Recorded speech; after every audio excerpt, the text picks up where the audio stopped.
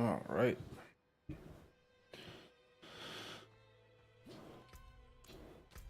Let's see, what do we got?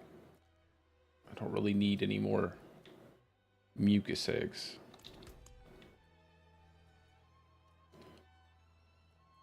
Let's go farm up some galvanic saint real quick.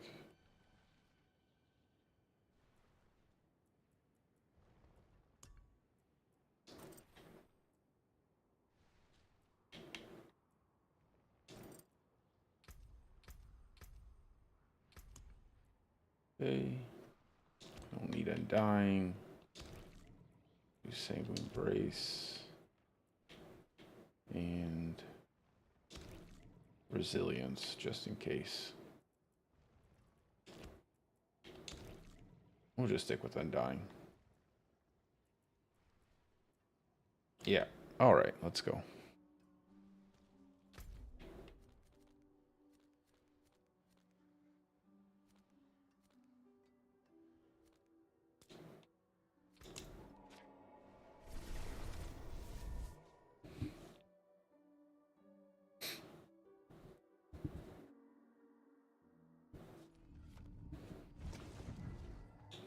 I cannot do that here.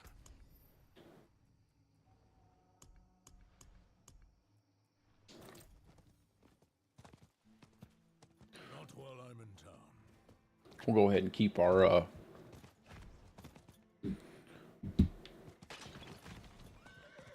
Tempest Roar on before we swap into Godslayer Crown. I need time to do that.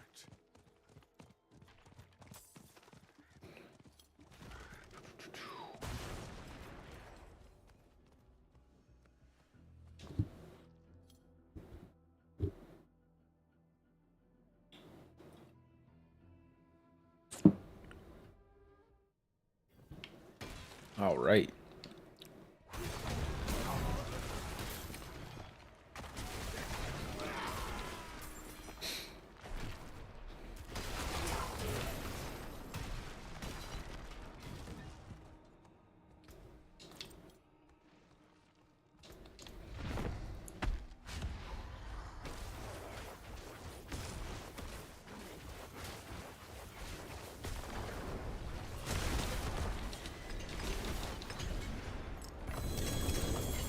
Hopefully I get some double agony drops.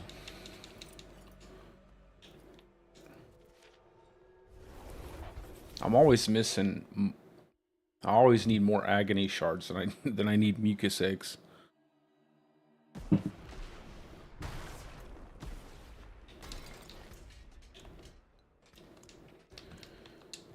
You'd think I have a better greater staff by now, but I always get pretty bad luck with my crone staff drops.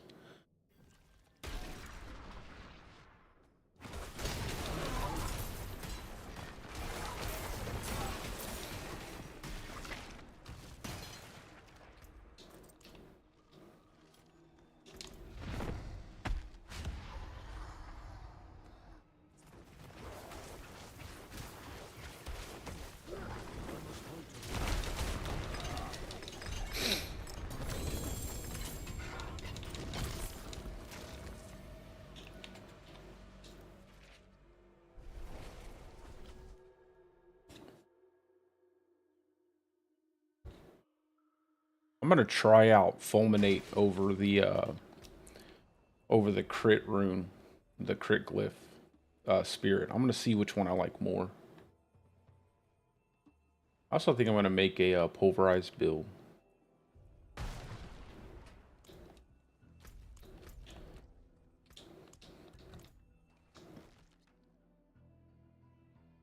I just gotta level up Fulminate.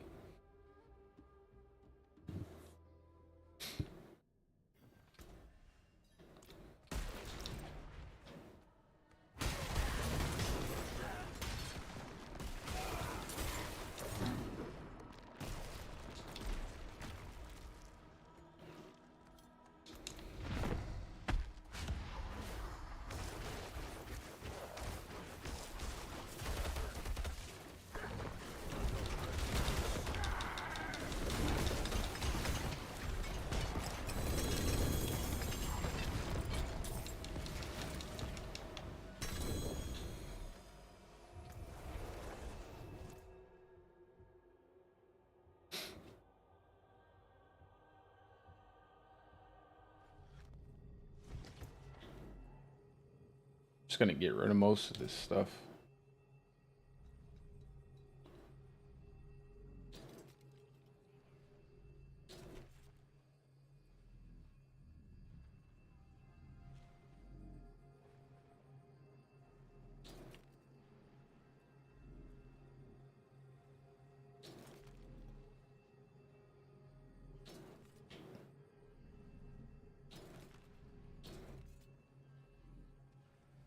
That's not a bad lightning bolt aspect. I don't need any of those. Well, maybe, I don't know. Definitely don't need that. That's not a bad chest.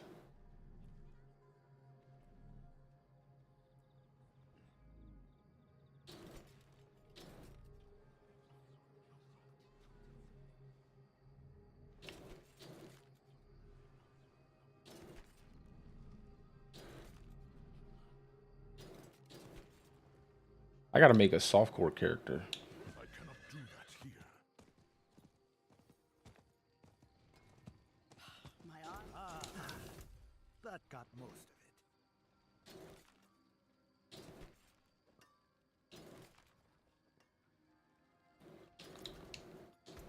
Plenty worth keeping. Okay. Let's get back at it. I should probably just teleport to town anyway instead of leaving the dungeon. Probably just be easier.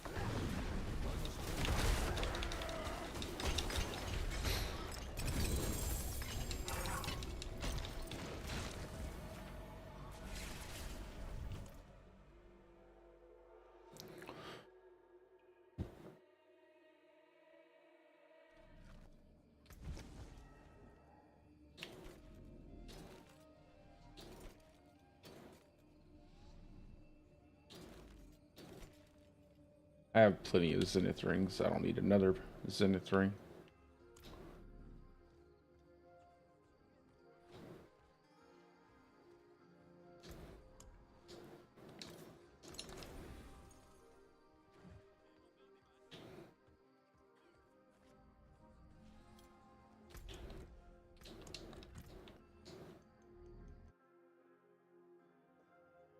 Ugh.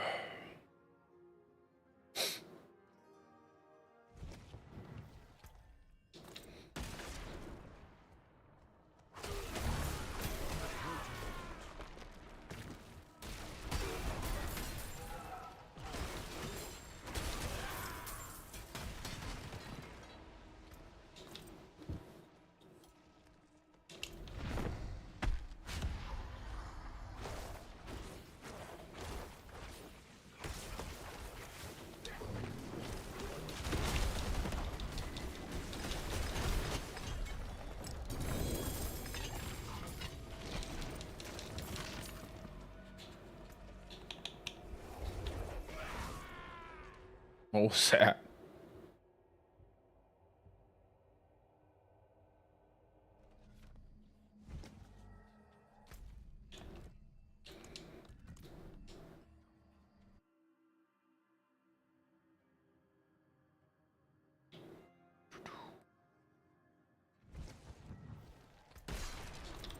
Let's go ahead and get all these living stills out of the way. That way I can run Duriel.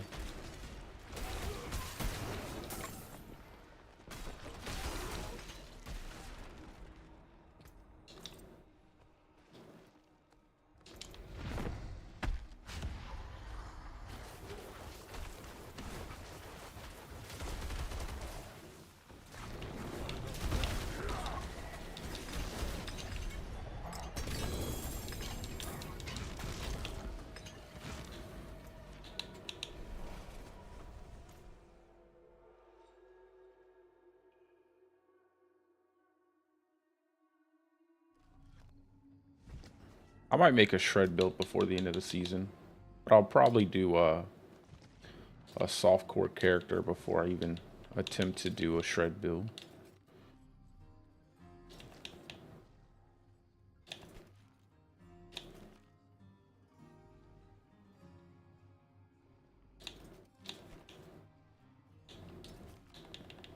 Let's see, 905.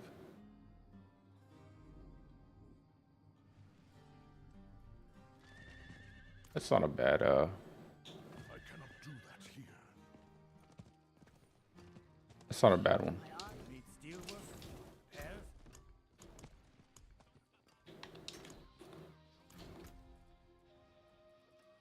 What is this?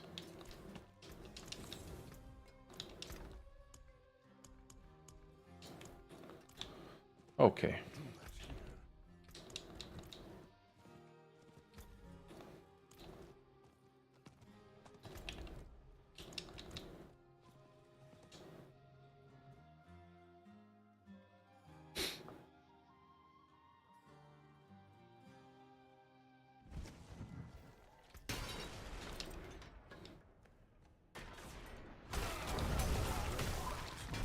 Let me know if the sound is a little too loud for you guys. I've been trying to adjust it as I stream just because I'm not sure what the best settings are for YouTube. It's hard to tell because they don't have like the sound bar.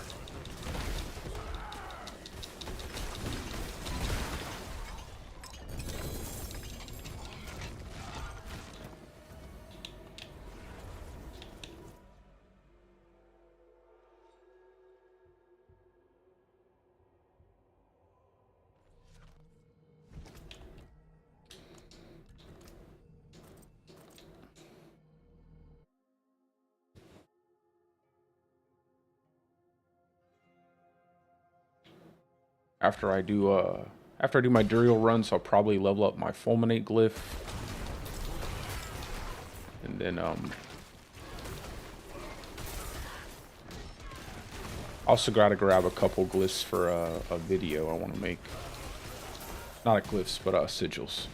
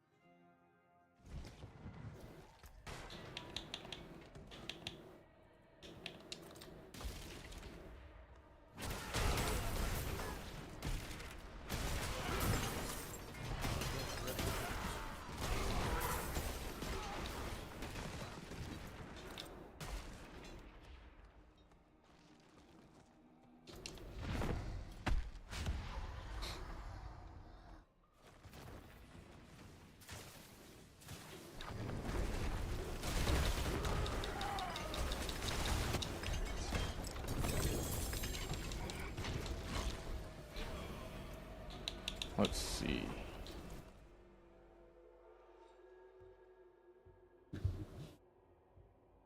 I've still yet to get anything significant in terms of Uber uniques. So hopefully I'll have a decent amount of luck here. It is definitely a lot harder to do this when you're playing the game without doing parties.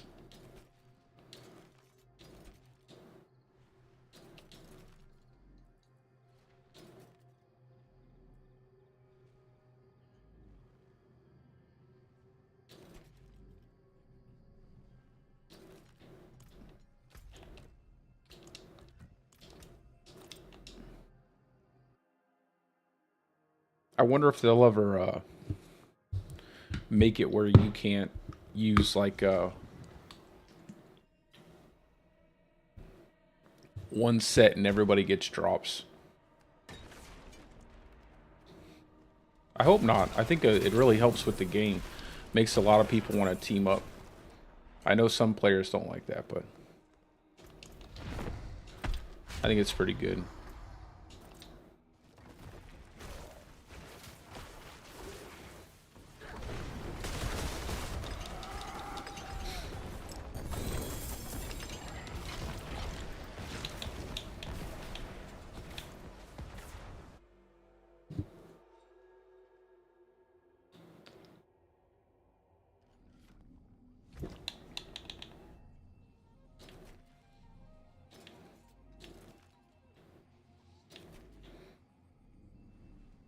I wish that these Penitent Greaves were the evade cooldown off of attacks instead of just the dash speed increase. Or I should say movement speed increase after dash. Win favor, my friend. Lightning damage. No. My skill. Good sound. I cannot do that here.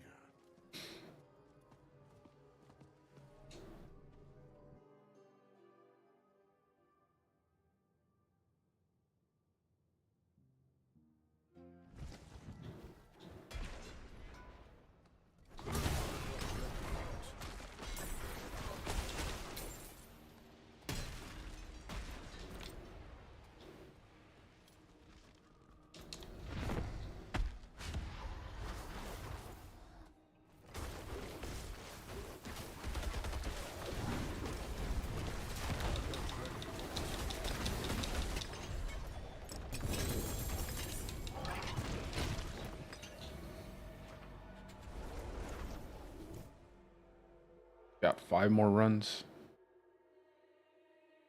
And then I'll do Duriel.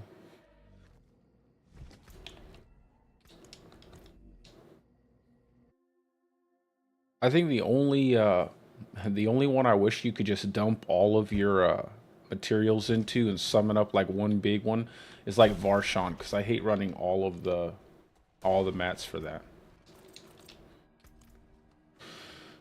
I must do it. I don't mind Saint too much just because you use 5 at a time.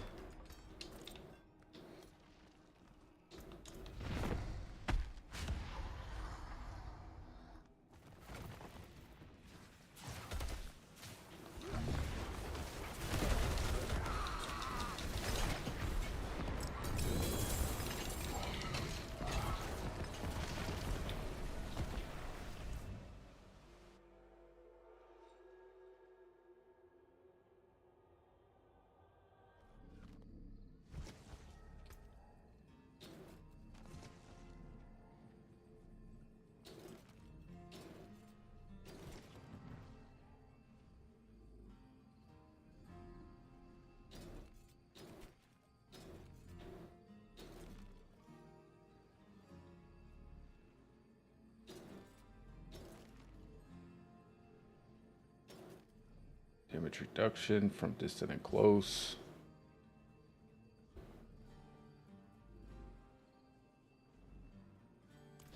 Okay, I don't really want that.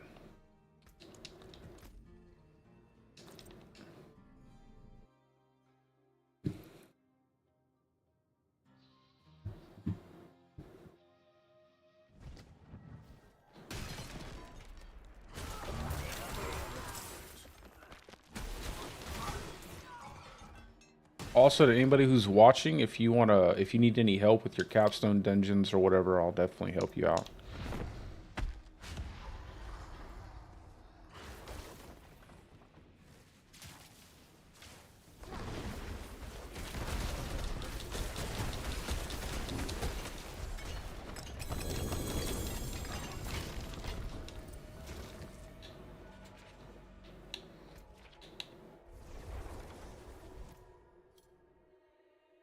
Dropped a lot of stuff that time.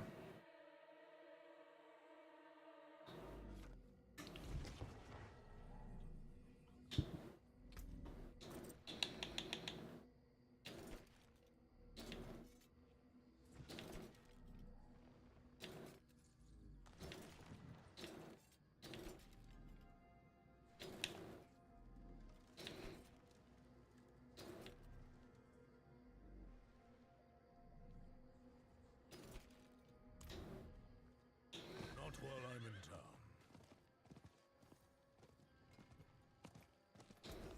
Fight hard, eh? Not while I'm in Let town. me break those gems down because I'm not even going to use them. I like Amethyst so far. I really have been enjoying running Amethyst. Especially when I low life. That damage over time really is... that damage over time reduction really helps out a lot.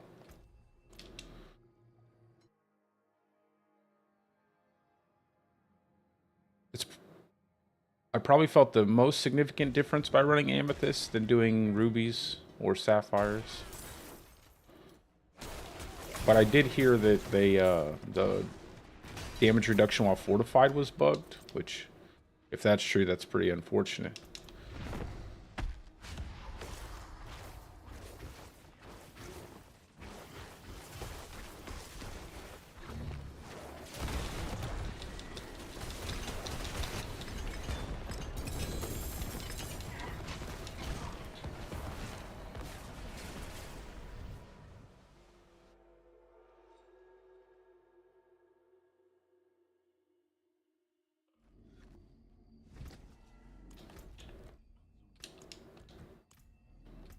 Let me see, 2 more. I'm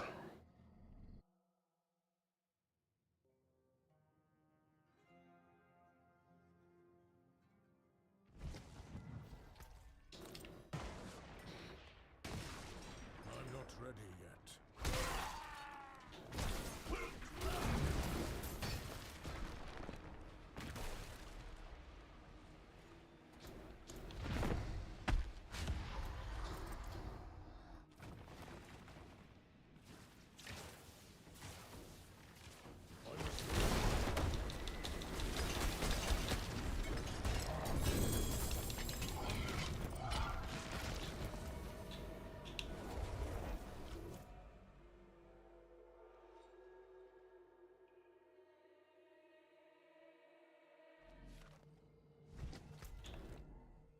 Hopefully that Insatiable Fury chest piece is a decent set of rolls.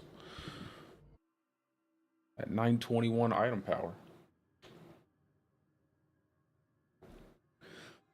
I got some pretty decent item power staves, but they were always super low affix rolls.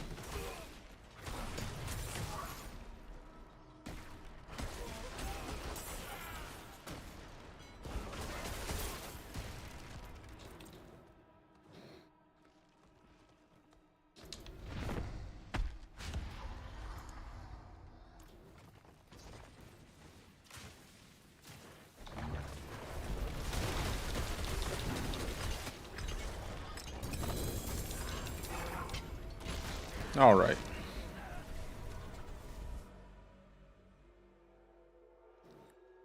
Now let's try our luck with some Duriel runs.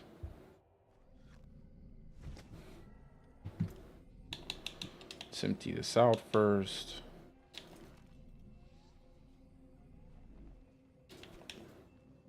Let's see. I always get a really low overpower. Everything else looks good though. And then this one's not too bad.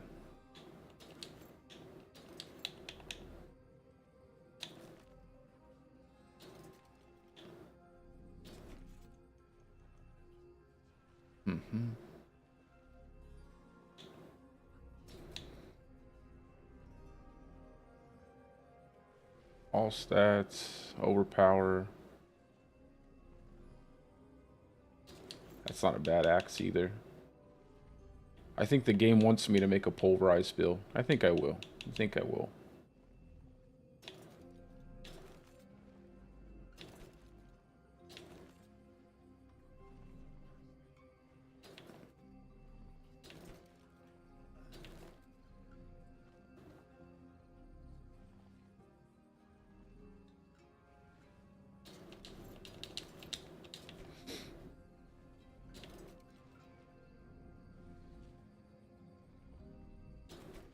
Okay.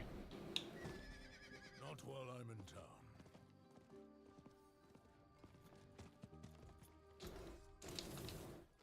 Let's grab up my other mats and then we'll go do the Duriel.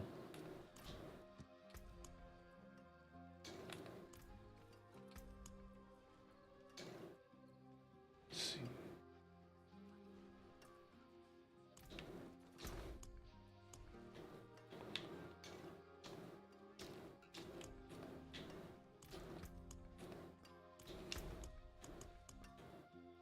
Let's put this. Actually, let me put it over here.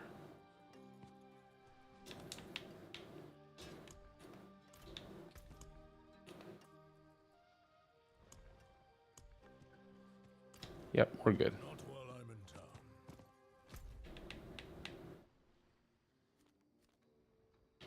33 minutes.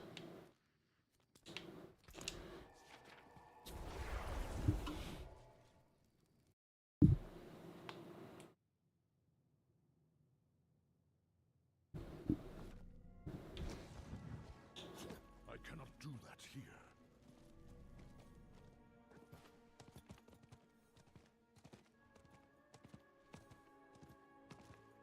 Not while I'm in town.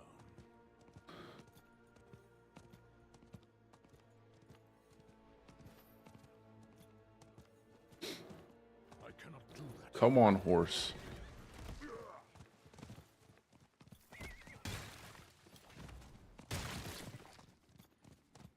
I need more time.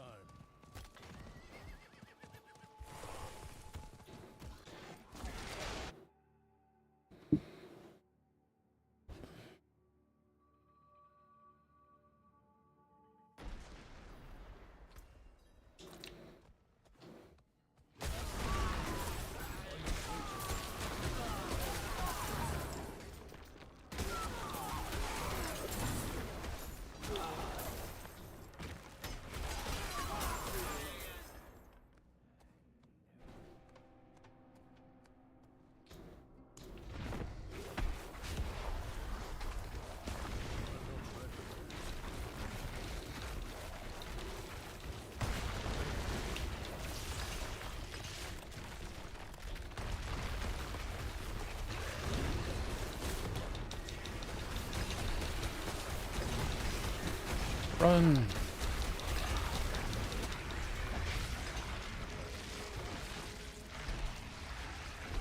Homeboy's coming in to stab me. Get out of here, bro.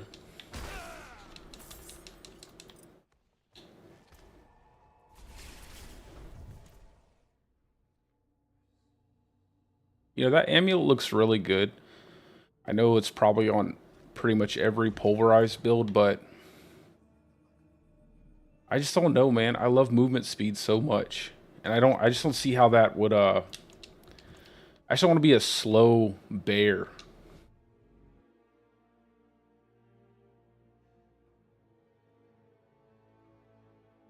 It's the number one reason why I run Mad Wolf's Glee. It's just because I really like the movement speed.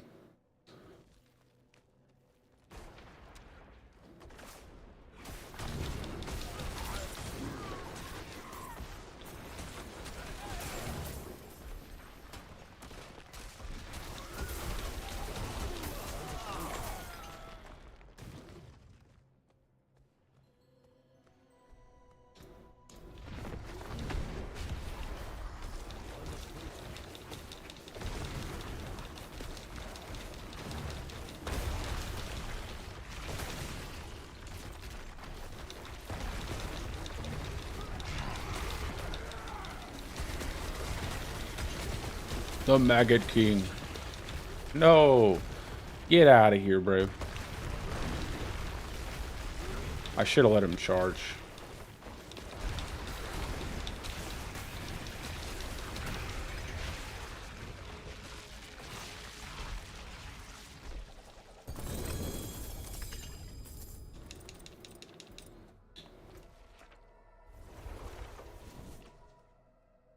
I think I've only gotten a double drop maybe 2 times out of Duriel, and both times they were just regular uniques.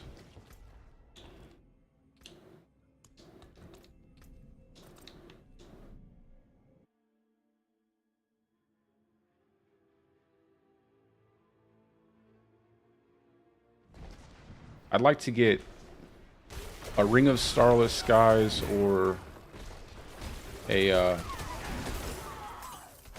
Shaco, but I'll probably get something I don't want.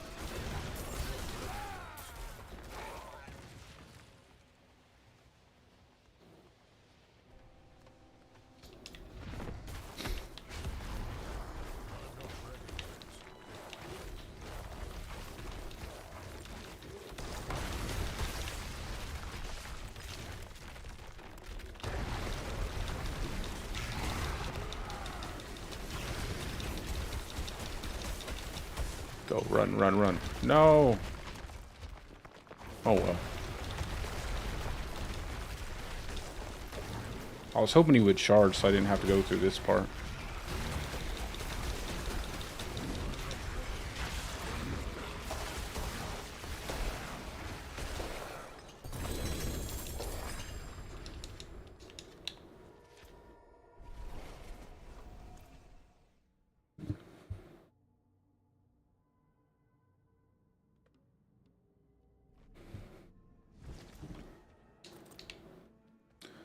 Let's see if we got anything good out of here.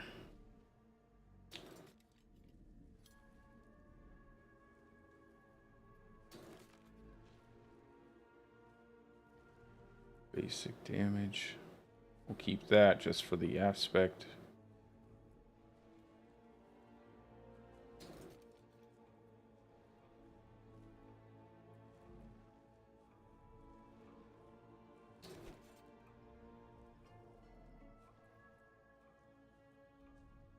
It's not a bad pair of boots, it's just really low rolls. It's a terrible Godslayer crown.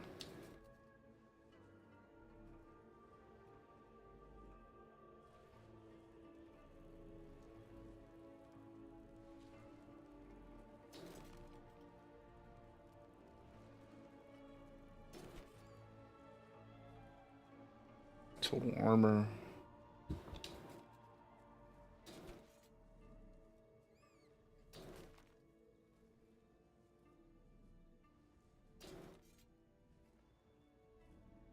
I think I need a couple more might aspects anyway. Let's see. It's not too bad.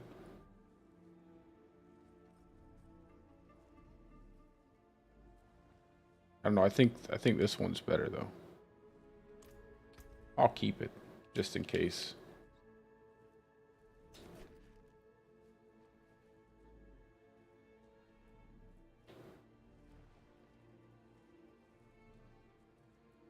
Keep that for the aspect. Let's see. Yeah, I really like the way this amulet looks. It's just, I wish it had movement speed. I really don't like moving slow.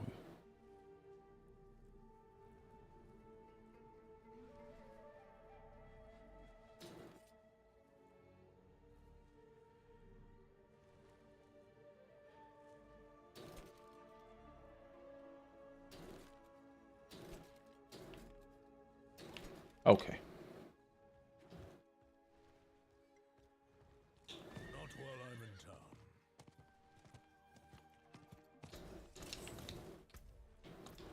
I think most of that I will just pull aspects off of. I cannot do that here.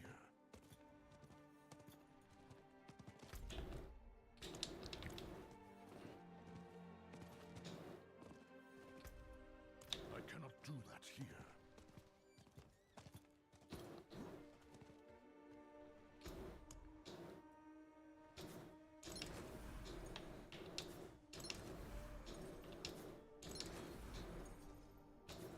That's how that's done.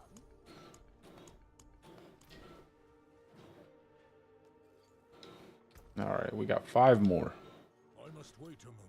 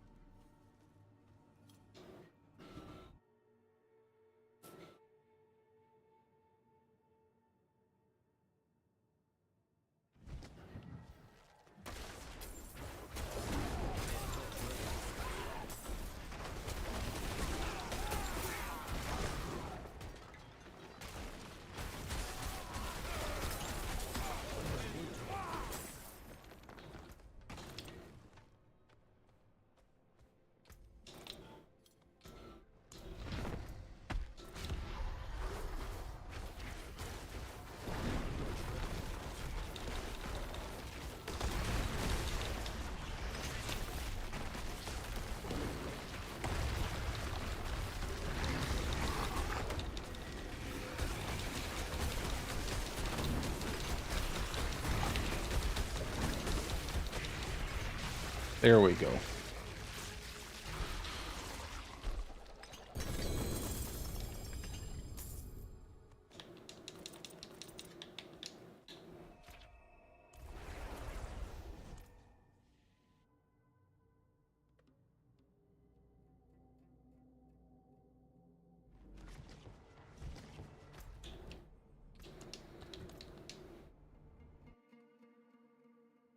Back in.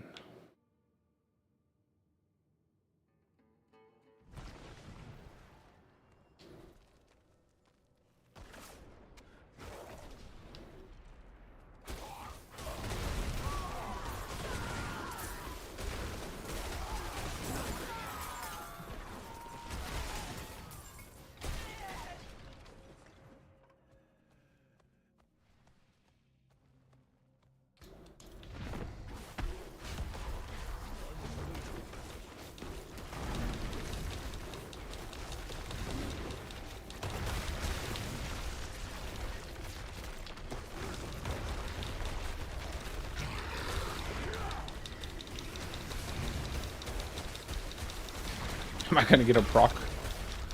That's so funny.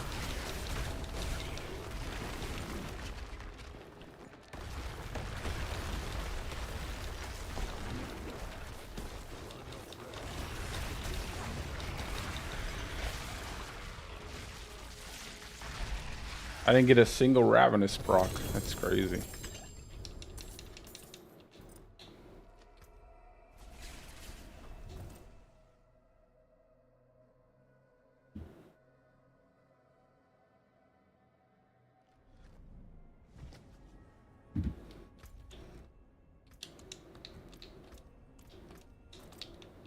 Okay.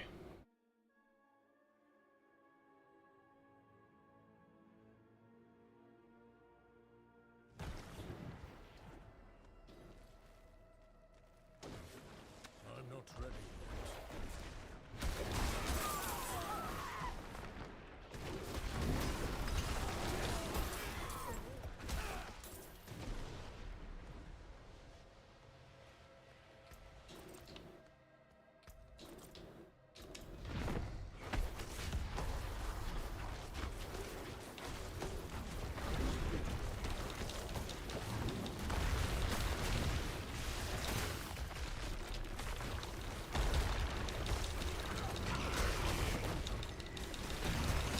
There we go.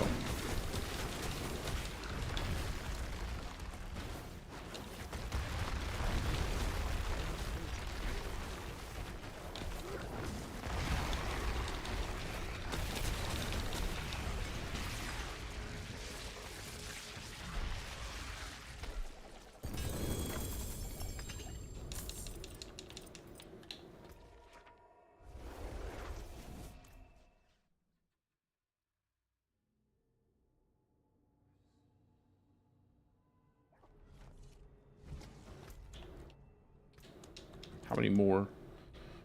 2 more?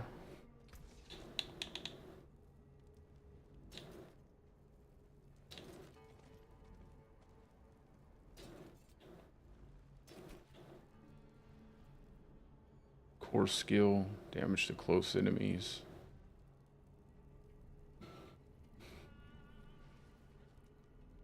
It's not bad. Might hold on to it.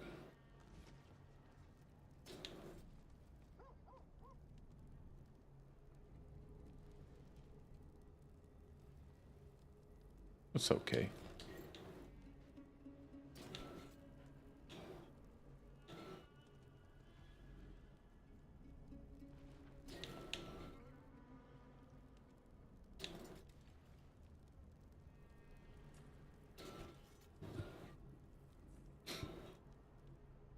Hold on, guys.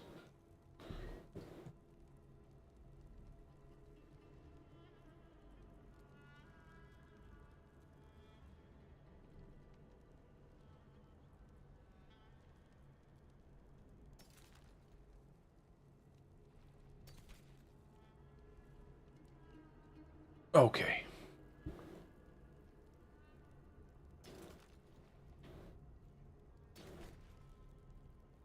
Flicker step.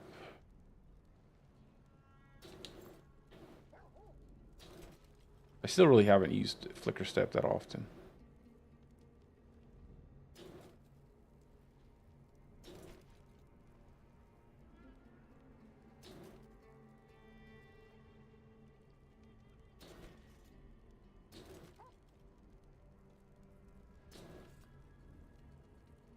Oh, nice. 4-second cooldown. Go ahead and drop that bad boy off.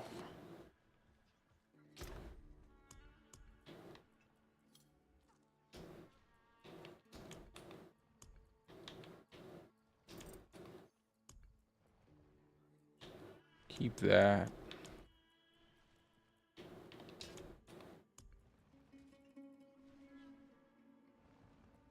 Aspect and aspect. Okay.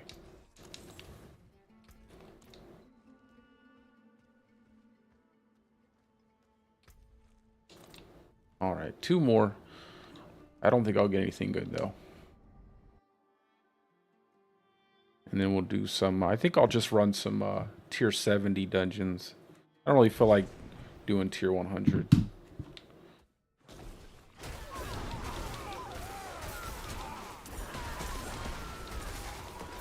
I'd have to craft up a sigil. I destroyed all my sigils on accident.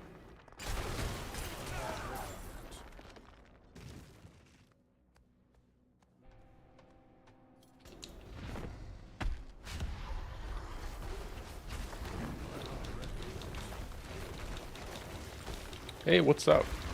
How are you doing?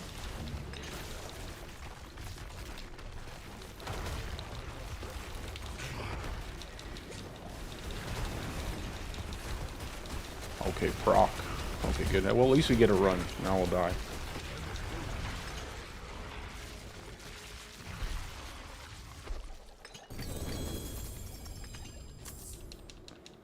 Yeah, I don't think I'm going to get anything good out of these few runs here.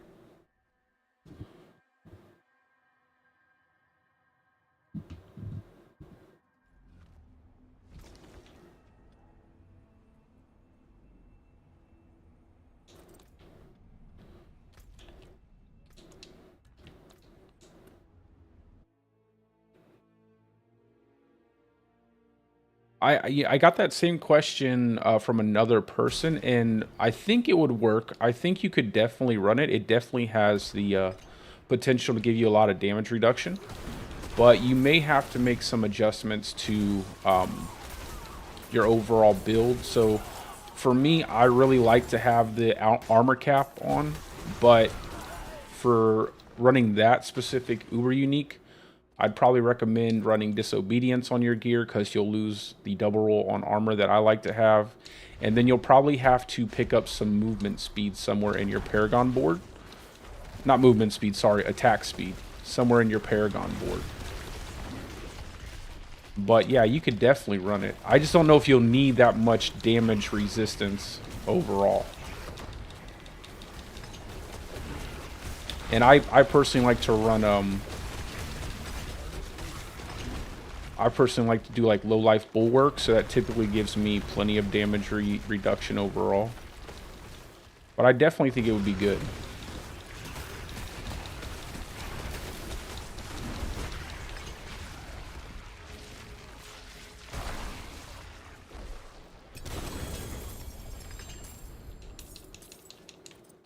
Nothing. And the lowest roll you can get, pretty terrible.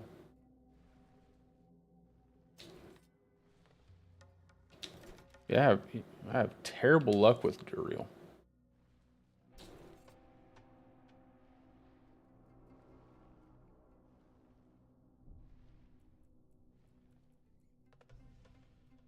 I wish I could give you a more I wish I could give you a more concrete answer, but because I don't really I tend to just solo everything and I don't ever team up, makes it a little bit harder to get like uber uniques and stuff.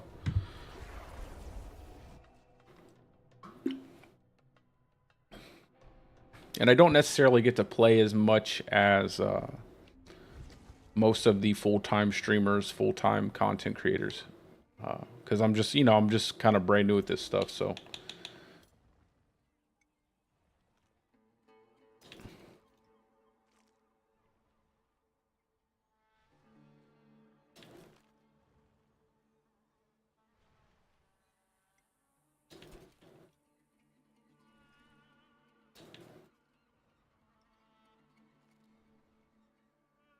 I'm actually thinking of making a soft core barb, but I don't even know if I'll have the time to make a soft core barb because I want to make a pulverized build for the new content as well, just so I have like 2 different builds to run through that content.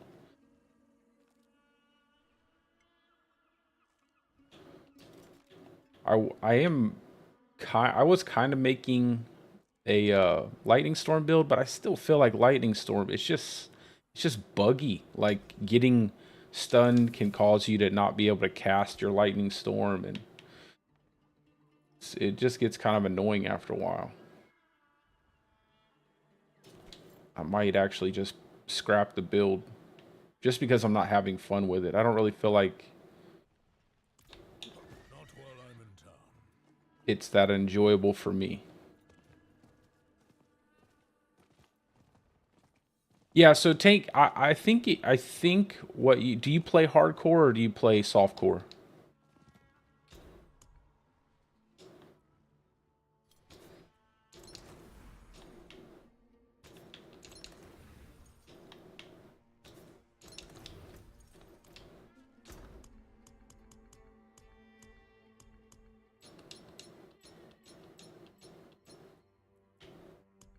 Yeah, I definitely Hoda Barb's great. I personally don't play anything that's like super overtuned. I don't like to trivialize the content too much, but I can definitely see why that's a build a lot of people go to.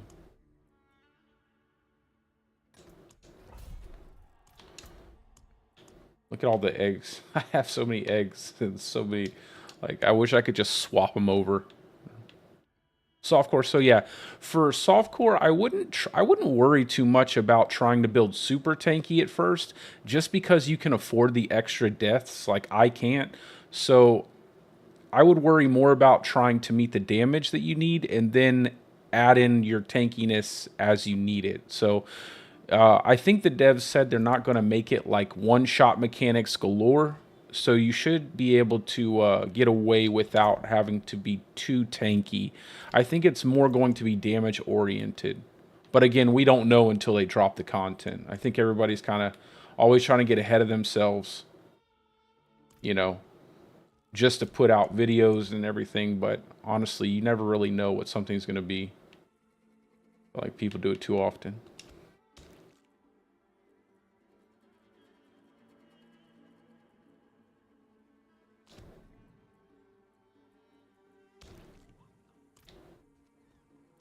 But yeah, I would probably work more on damage, and then if you need the tankiness, then you can, you know, add it in.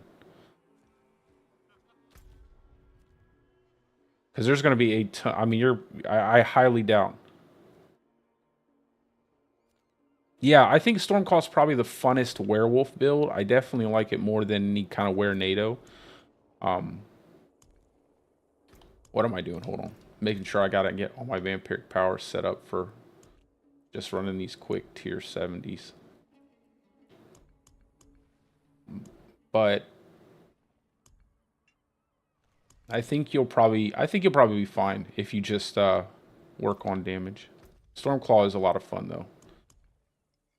Although you get the most damage out of your procs here, your aspects, your overcharge, and your rune worker. There we go. That's what I was thinking. My gear. That, what is this?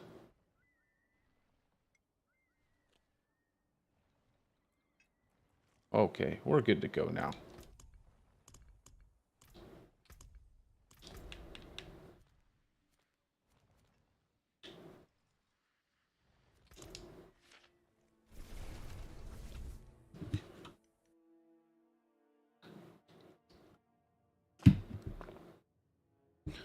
Sorry guys if you just missed all my Duriel runs. I didn't get anything good anyway.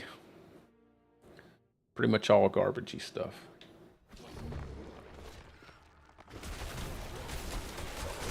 Oh, I forgot to put my Cyclone back on.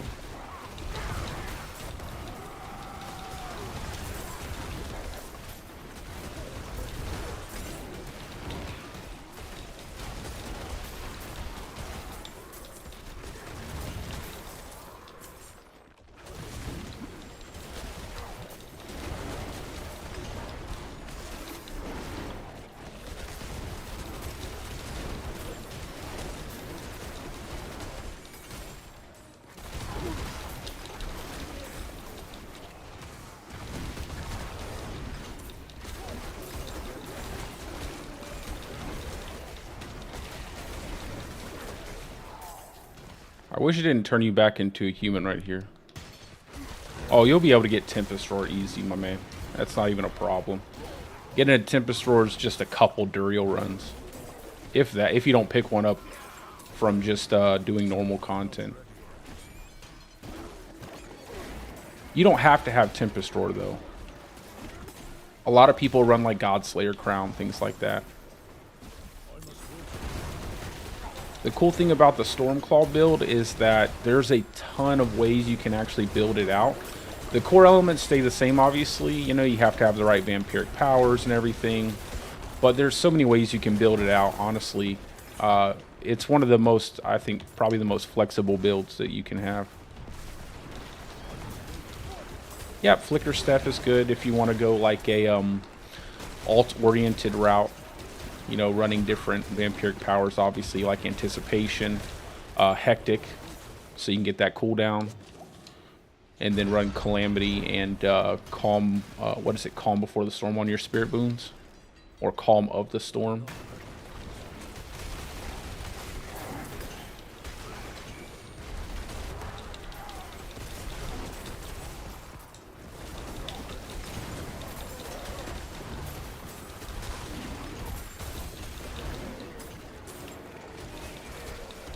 I'm surprised they don't have it ranked higher in, they don't even have it, like, I don't think I've seen it even ranked in Mobalytics for Stormclaw, which I'm surprised by, because it is a really good build.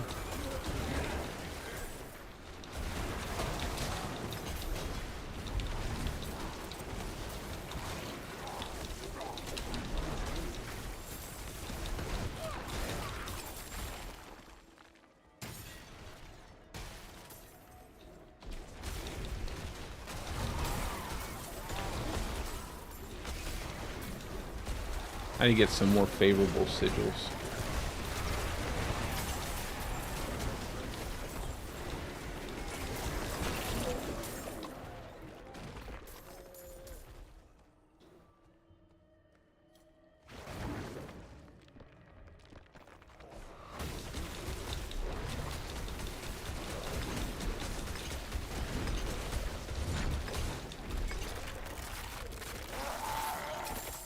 Go ahead and level my Fulminate up. I'm going to test it out and see how well it works.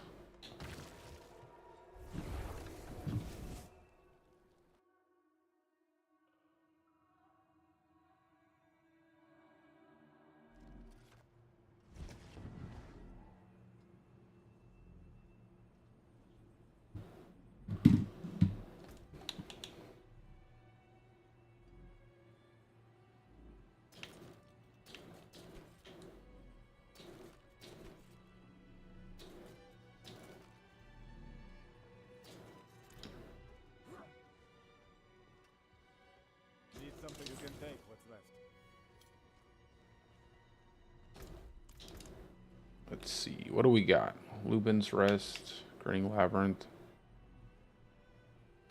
Crusader's Cathedral.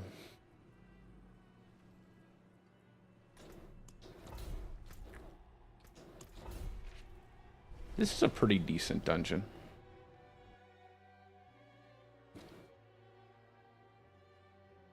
If I remember, this is the one where you get the key.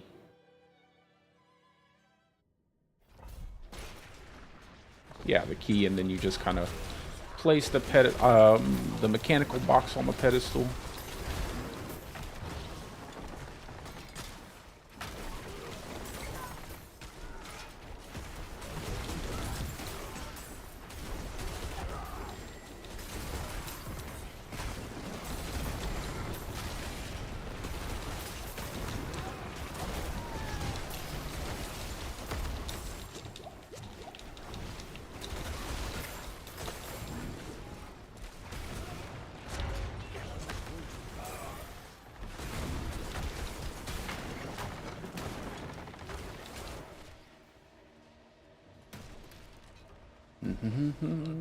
No, the Slay the Blasphemous.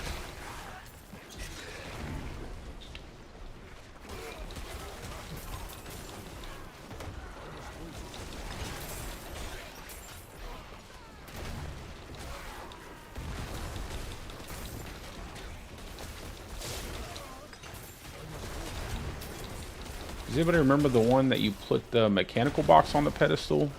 Can't remember off the top of my head which one that is. I'm not ready yet.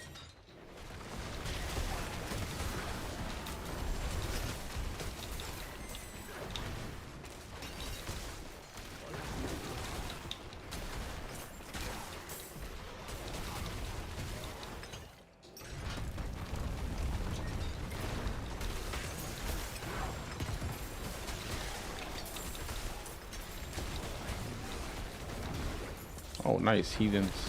I need a Heathens keep.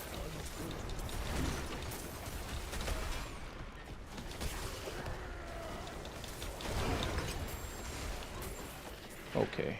To the boss. I'm not ready yet.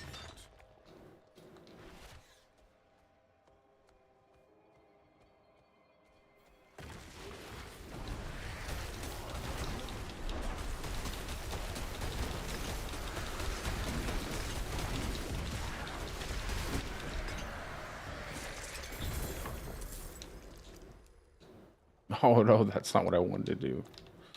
Oh well. Yeah, it's really just because of, like I said, I like to run Mad Wolf's Glee, and then I get most of my tankiness when I run Low Life Bulwark. Whenever I'm doing like tier 70s, I don't really care, just because I typically won't have any issues. Damage to distant enemies, vulnerable damage. This is a good ring. That's a lucky drop for me. Good rolls on my crit strike and lucky hit too. I wish it was a little higher on damage to distant enemies, but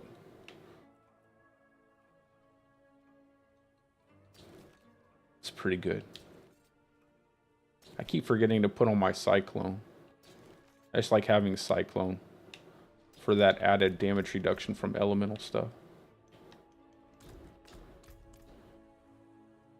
Yeah, I like the Mad Wolf Squid to give me movement speed, and then obviously, you know, when you get the key really is to have your attacks reduce evade cooldown on your boots, because that allows you just to constantly use Metamorphosis your evade over and over again.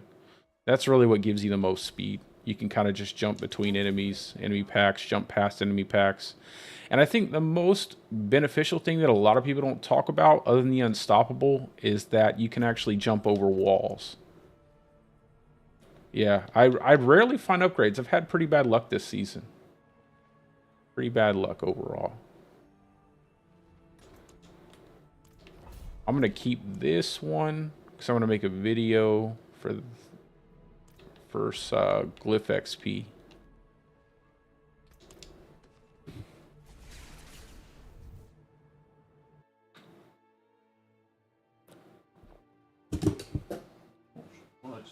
Oh, it's just a pin.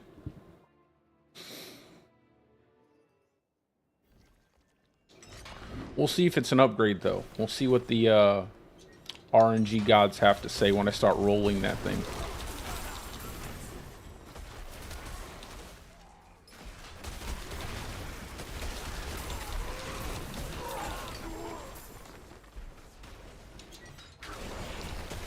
So typically for like a dungeon setup, if you're doing like I know if I was playing like softcore, I would go ahead and run the Exonerable Will Ring, just because you can kind of pull everything together. I don't necessarily mind it too much for low tier dungeon running for hardcore, but I will say that it can't put you. I think the closest I've ever come to dying, and I don't want to jinx myself, but the closest I've ever really come to dying on this character is when I was running that specific ring, just because it pulls enemies all together, and you know, everything explodes in the game. So if you pull a bunch of exploding enemies together, there's a chance that you might get the good old one shot from all the different damage coming through.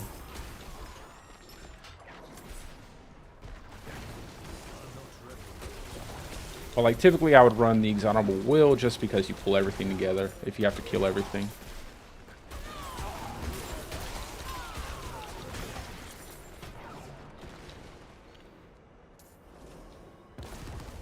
was a bad idea.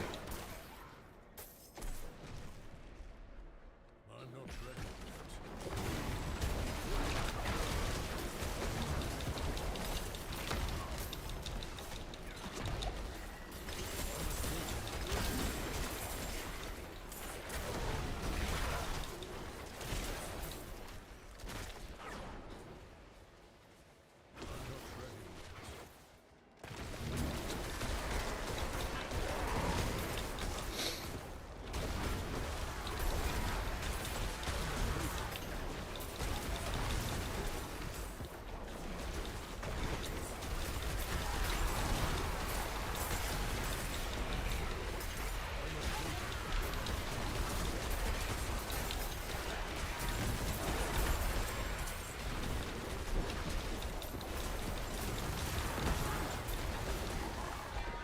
Oh my god.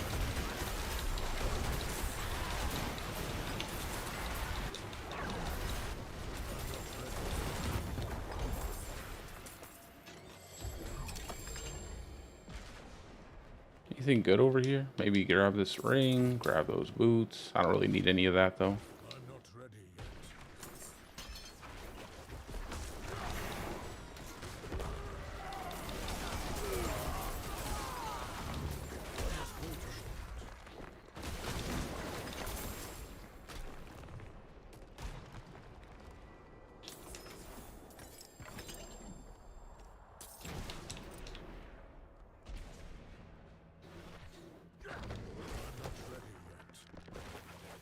Yeah, you can use the ring for pul. I actually think they kind of designed it for pulverize just because it does physical damage. But it does work for Stormclaw. I feel like they kind of geared everything this season towards building a pulverized build. I know they want you to have like a bunch of choice, but I felt like everything that was at the beginning of the season with the patch notes and everything was all geared towards building pulverize.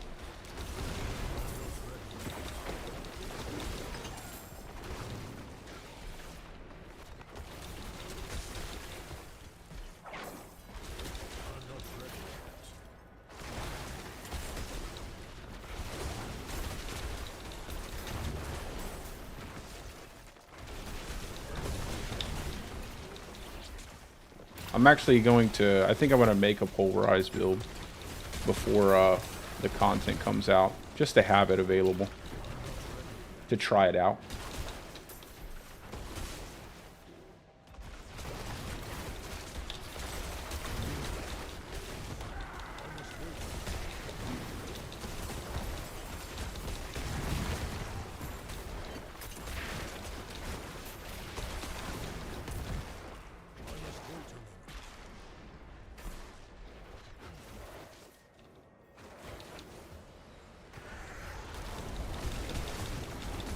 I wonder, what I do wonder though is what if for the new content, just because, you know, I'm assuming that the enemies are going to be pretty tanky when you start to reach those higher level, those, I guess, the higher level tiers or whatever. I know there's like 25 different dungeons or something like that.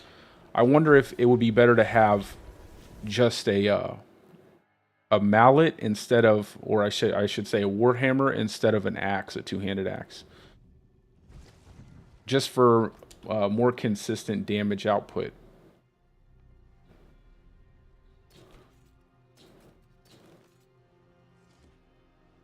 Because I know most people use axes just because you get so much damage out of damage to healthy enemies, so you can pretty much one-shot everything.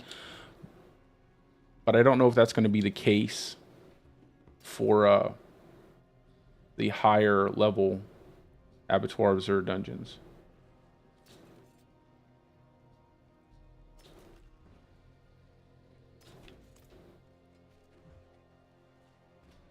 So I'll probably try to find like a decent axe and a decent warhammer.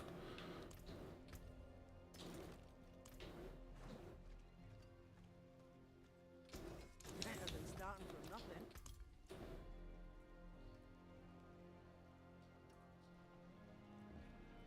Oh, nice. That's good. I can use that later on.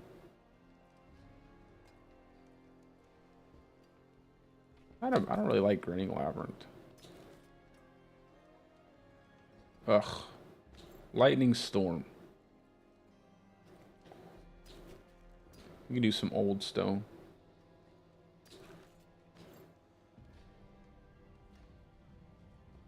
I really want to run.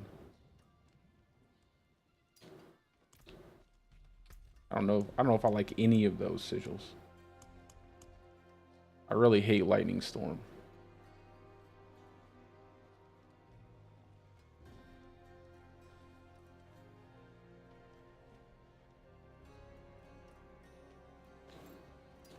Probably just run this.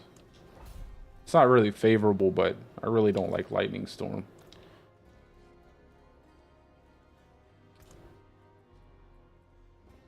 Let's go ahead and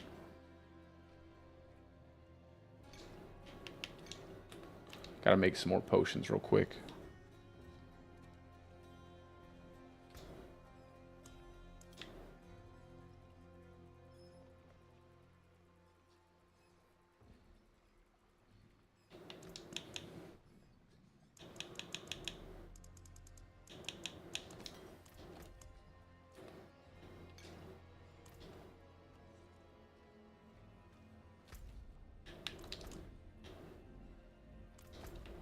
See.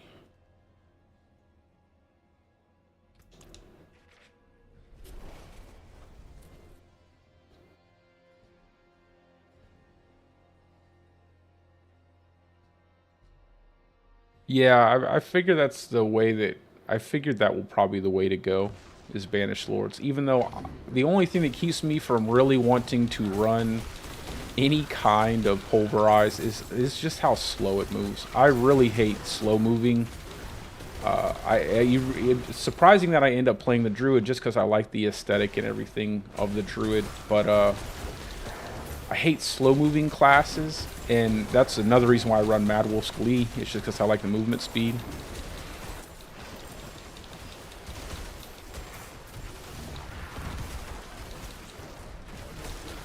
So I really want to get away with not having to equip that amulet.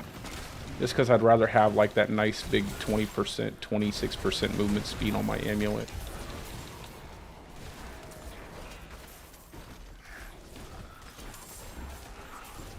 I wish they would bake in movement speed to your classes through like leveling and stuff.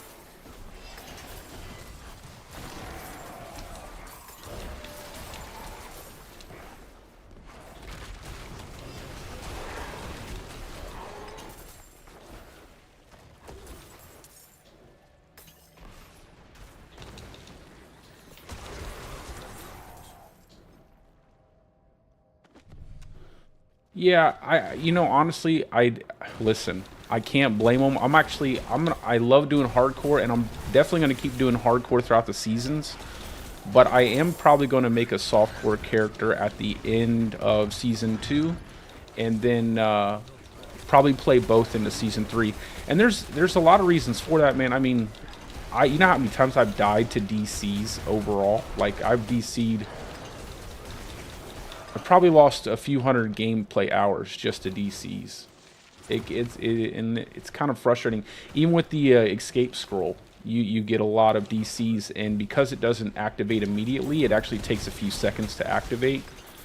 You end up dying before it even procs. So I can't necessarily blame people for not playing hardcore.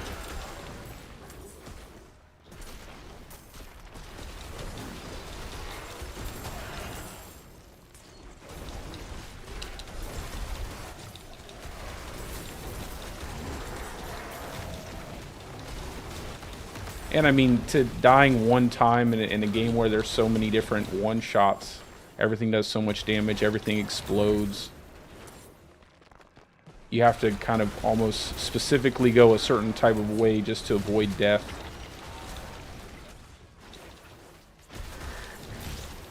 Like for me, like I was telling people earlier, I play low life bulwark, and that pretty much saves me from dying. But when I'm doing dungeons like this, I don't like to. Even though I probably should, because you can still see my health still gets hit pretty decent. Alright, babe. Like, love you too. You see my shield still drops off every now and again. And if I'm not paying attention, I could die. So.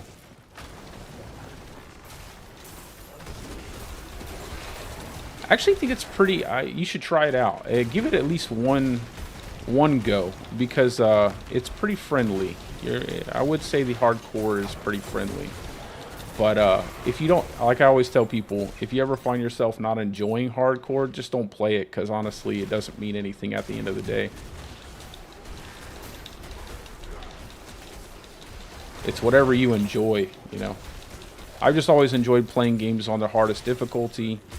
And for me, for action RPGs, hardcore is just what I would consider the hardest difficulty. Not necessarily because the overall difficulty of the game, just because you only have one chance to...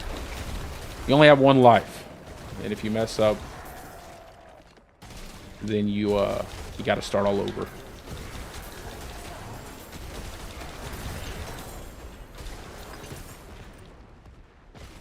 I think overall Diablo 4 is pretty friendly for hardcore.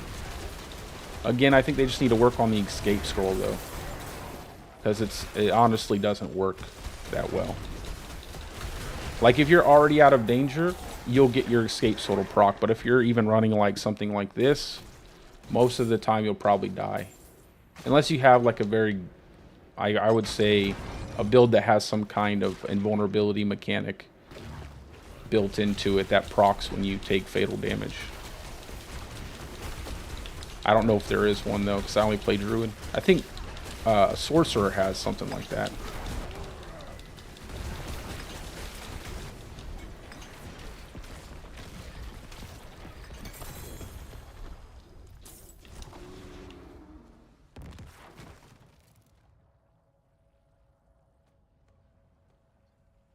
Yeah, damage over time is pretty insane.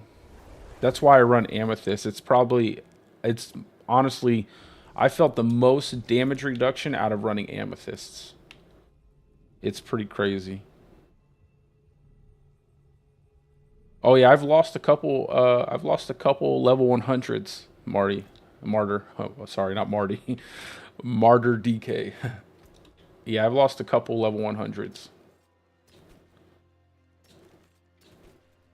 And it wasn't, I think the game yesterday tried to kill me 3 times. So once it spawned a Butcher and it spawned in Bloodseekers in a Nightmare dungeon. The second time I had logged off. I wasn't streaming. I was just doing a dungeon with this build. And I think it was, Blood Crags? I was moving through the dungeon and then suddenly I caught a massive lag spike. And I was just spamming every button on my controller just to make sure that I could get out of there. If I had a DC, I would have definitely died. And then again, I had another lag spike later on that dang near killed me.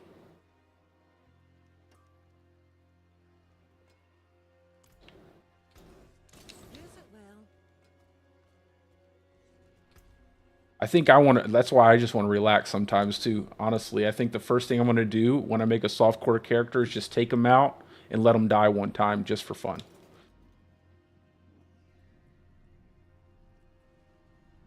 Dang, I'm not really getting the best sigils here. I really like to do Desert Underpass. I think I'll just craft one.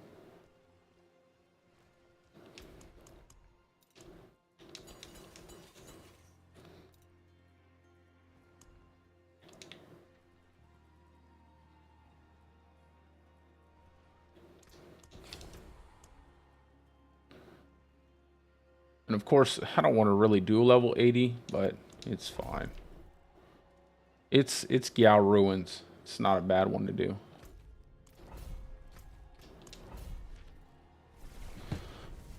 This is one of the best dungeons to do for Glyph XP anyway. This one and Tormented Ruins are probably the fastest in my opinion for my build. And then Heathen's Keep is pretty good, as well as Halal's Vigil. And then what's the last one I like? There's one more.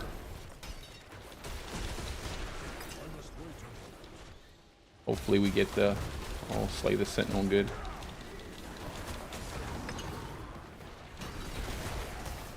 Just move right on through all this stuff.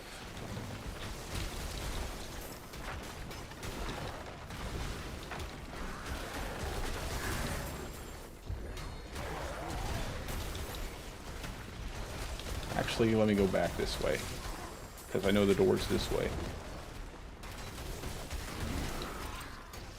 I was about to get turned around. I wish I could just get like an infinite supply of Gyal ruins. And that's the dungeon.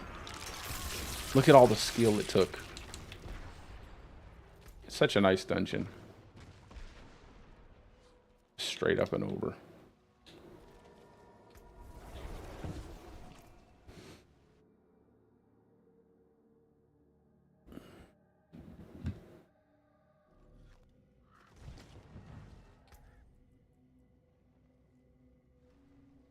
I think the worst thing about really dying isn't even getting to level 100.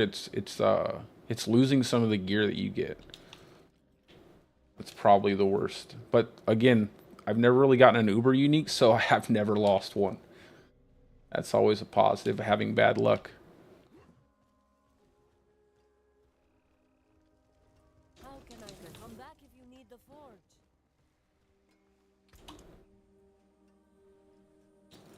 I don't really like vault. While I'm in town. What do we got on the map? Out there killing us and no one will do anything. When's the next Helltide? Let me look at... Because I need to get some more living still. I typically wouldn't do like a...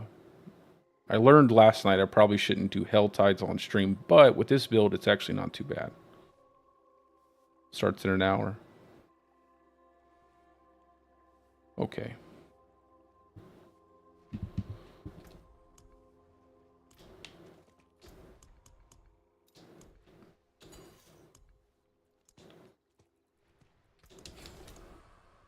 Let's see.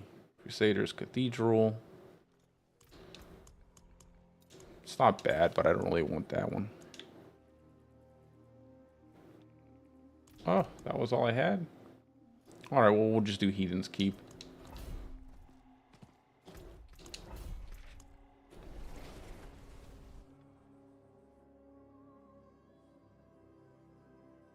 I gotta build up some more, what is it, the dust or whatever? The sigil material. I had crafted a bunch of sigils trying to get specific specific modifiers on tier 100 dungeons, but I wasn't very lucky on that.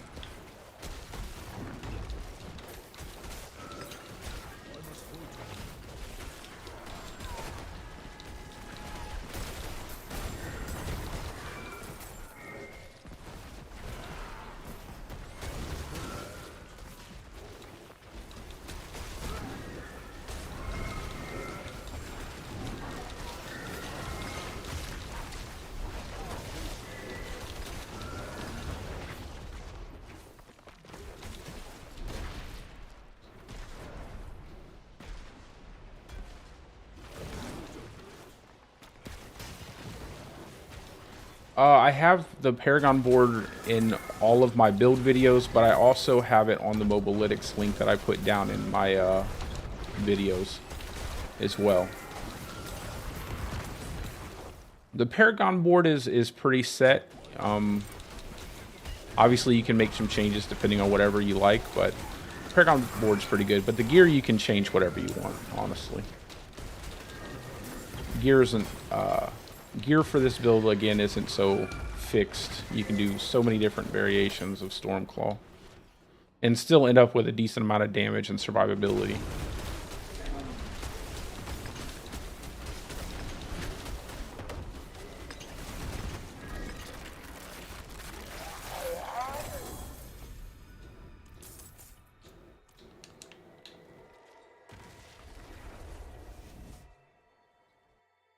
if you go to my updated Stormclaw build and then go to the yeah, go to the Mobalytics link from there, it should take you to the build.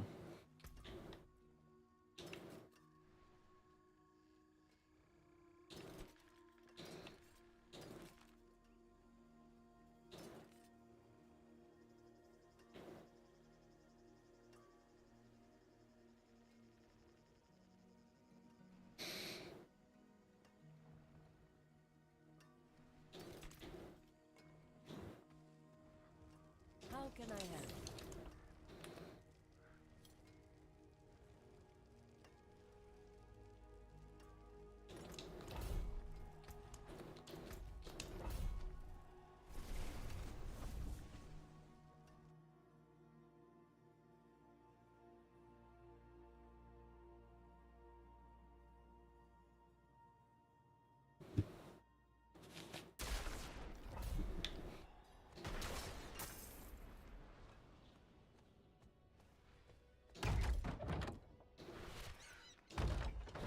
I'm not ready yet.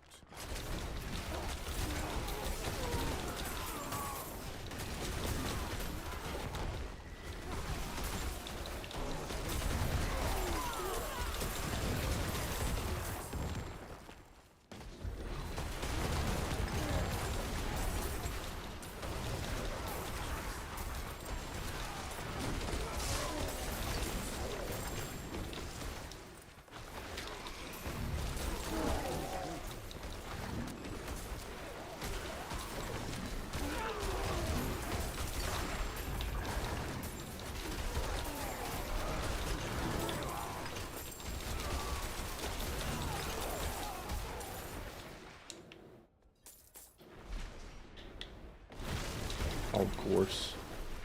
I'm not dealing with you, blood seekers.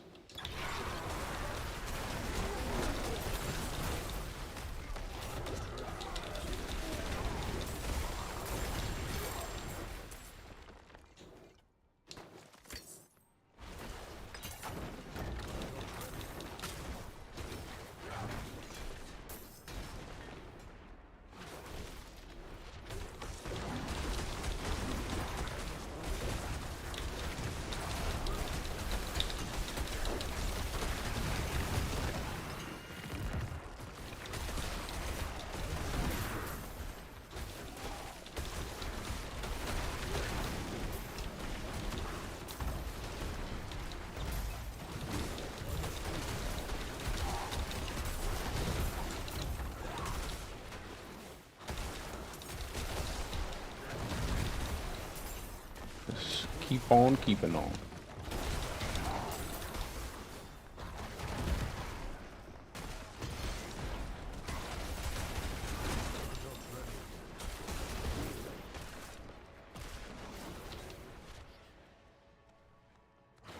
Yeah, no problem. Absolutely.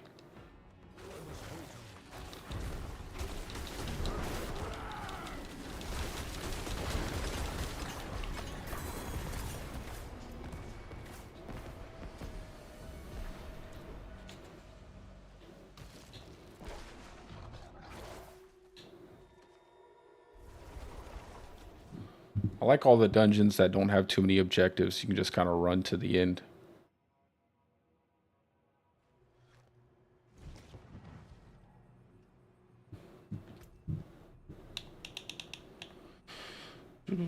Nope. Nope.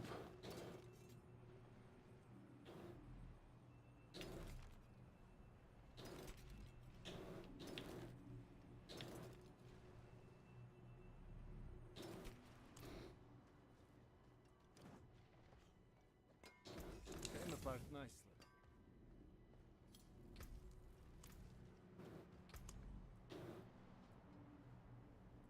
Nice.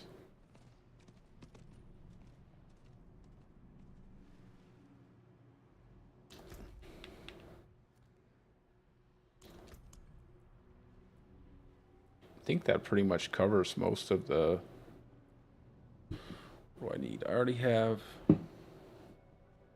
Needed Tormented Ruins, a Belfry...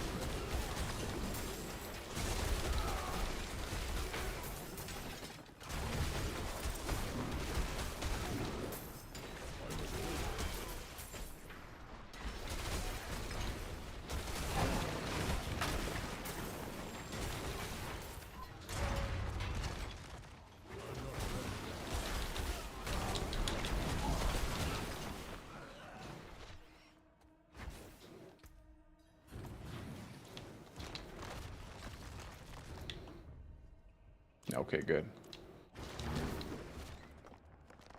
I must wait till Then the blasphemous again.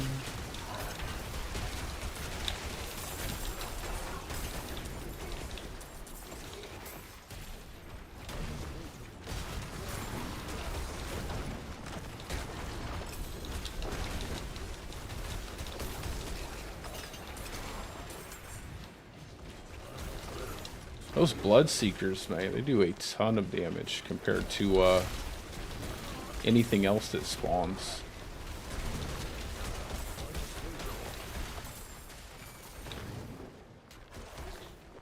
Hopefully there isn't a blasphemous over there. I have to turn back around.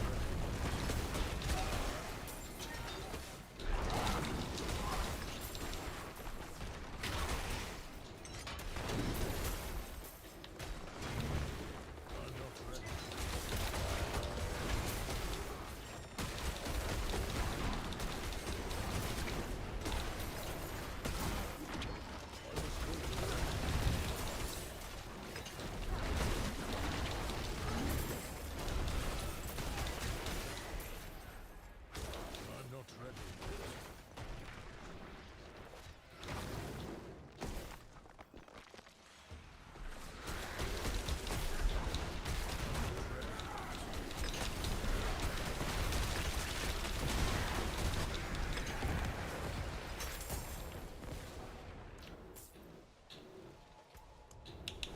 Let's see. Steadfast.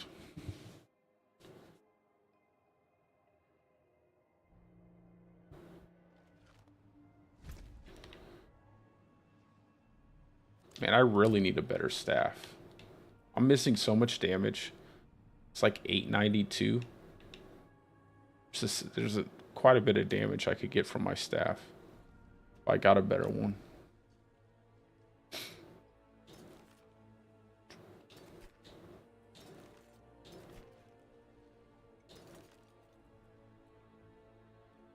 For power. See if I can roll this ring and get some damage to close enemies.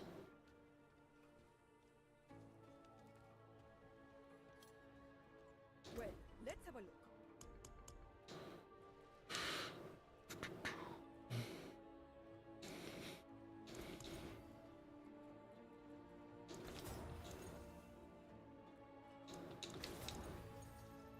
14.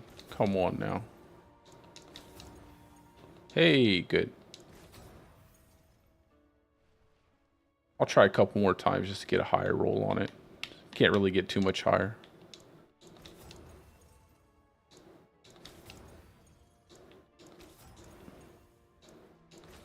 Alright, that's good. Which one do I want to swap out? Crit strike, bone. I think this one. It's the lowest. It's got a really nice crit strike though, and damage to close enemies.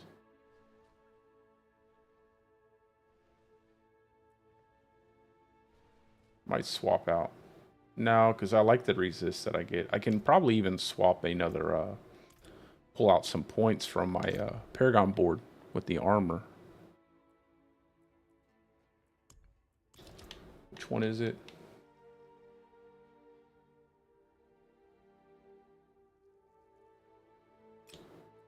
And that is a lightning bolt.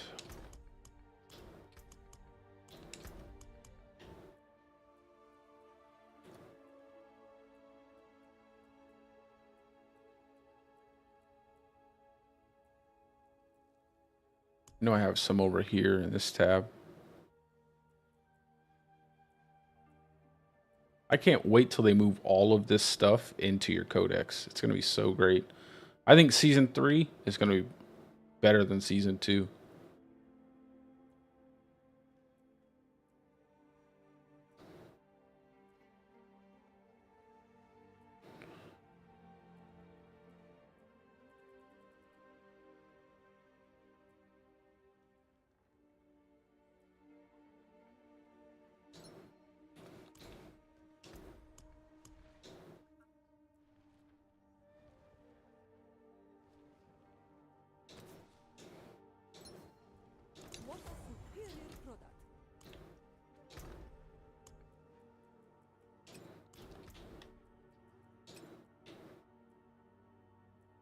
There we go.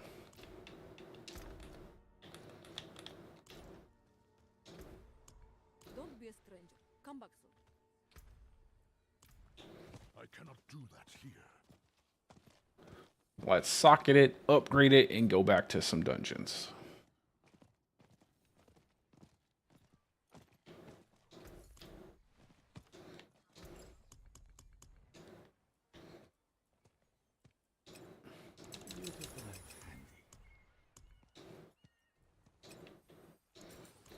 Let me see what my my resists are at. It's pretty close. 69.4. I'll still have to put a diamond.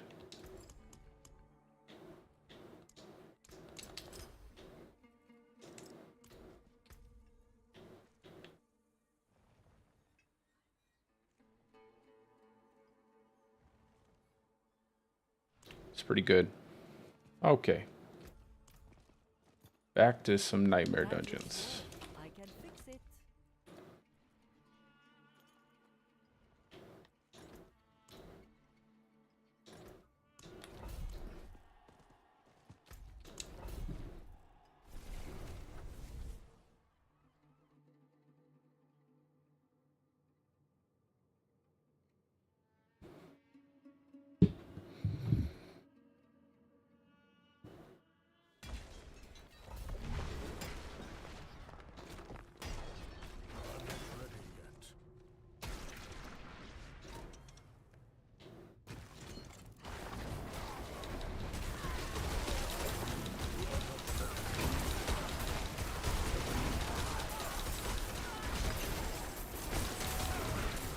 Thinking maybe I should kill more enemies just to get sigil powder, but I could probably just do other things.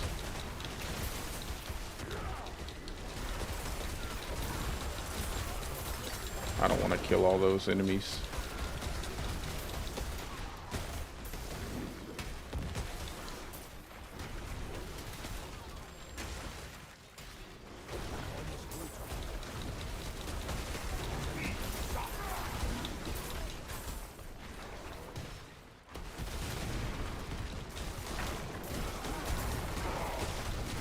Oh, good, a belfry.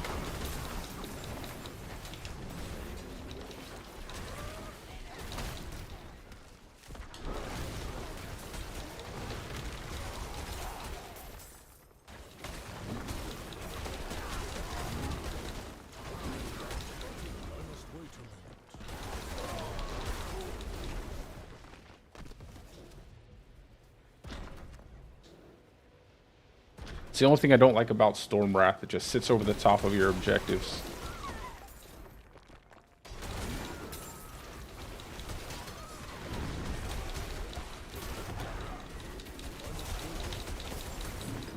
Or when it teleports in front of you. I think that's pretty annoying too.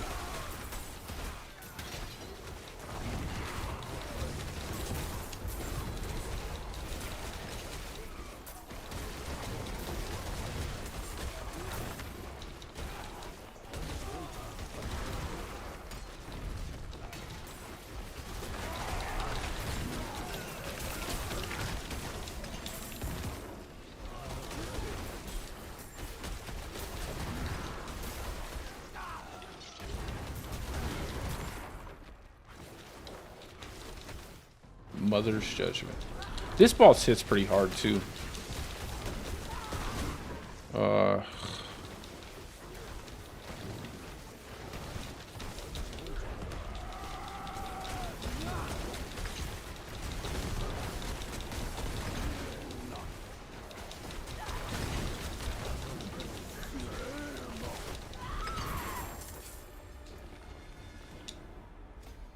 That boss kind of reminds me of Elias.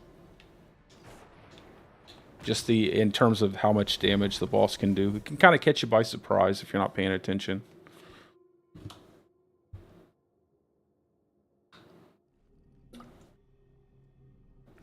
Especially because I'm not low life right now, so I don't really get a lot of the damage reduction.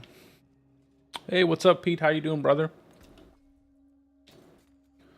Trying to get a stream in a little bit early today, so I can work on some some stuff after I get done streaming. How's your day going?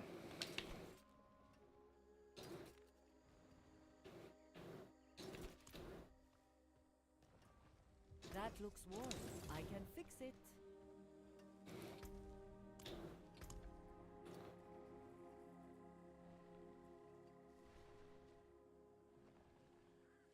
Blood Soaked Crag. I think I'll do Blood Soaked Crag.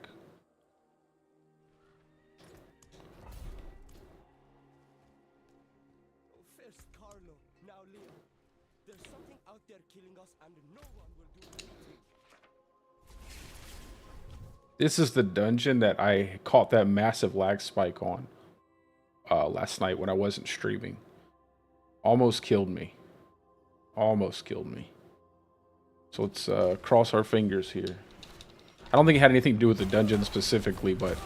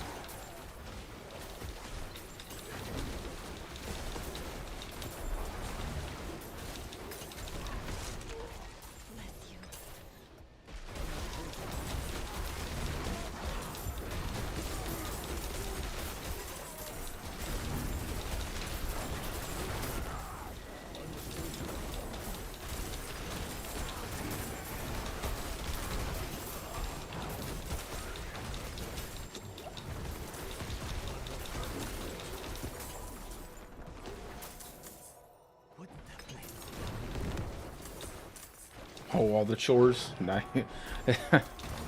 But it always feels good when you get them all done, though. It always feels nice when you get all the chores done. My wife just went to pick up my son. So, I'll probably play a little bit longer after they get back. But then I'll get off of here so I can spend some time with him. See how his day at school was. And then I might be back on a little bit later.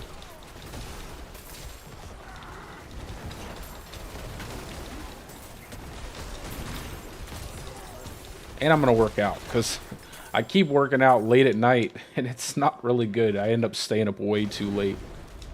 Way too late. Just because of my pre-workout.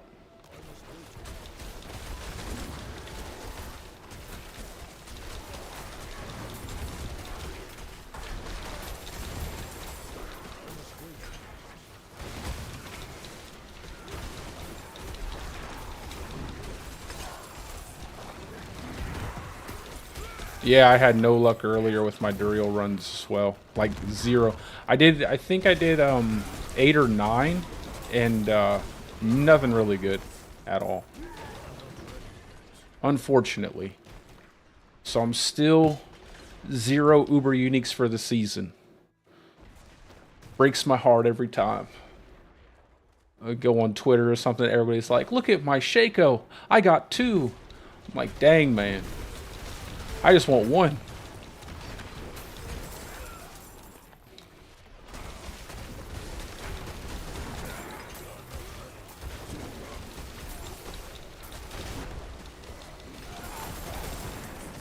I just like playing solo self-found, so it kind of makes it a little bit harder to get those Uber Uniques.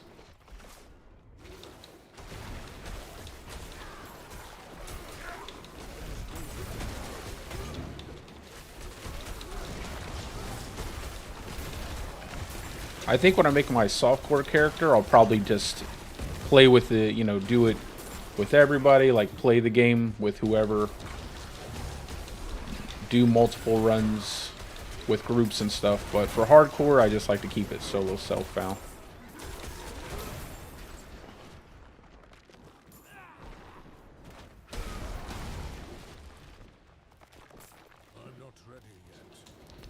I'm not sure what I did with my hand there just a second ago. Some kind of weird, whimsical hand wave.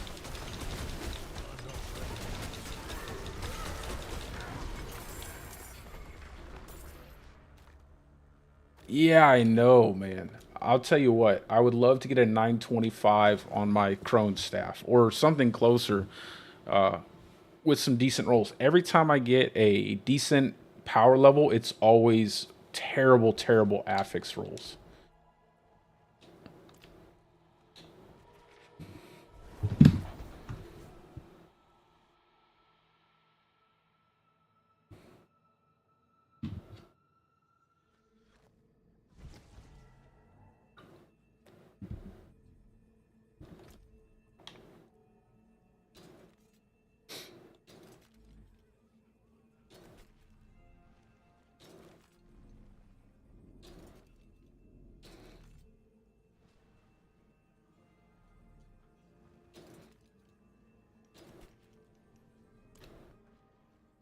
Not while I'm in town.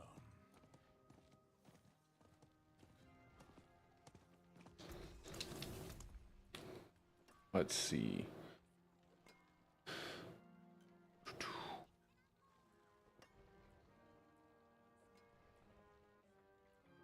I'm gonna keep those. Keep these. That, and that. I'll probably run that later. What is that? As long as it's not... Okay, volcanic's not too bad. Just don't get caught in a volcanic. Does a lot of damage.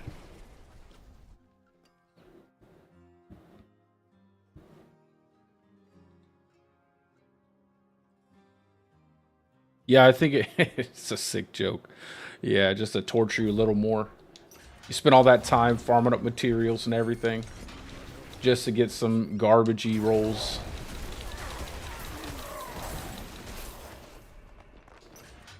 I think I might start a softcore character like this week.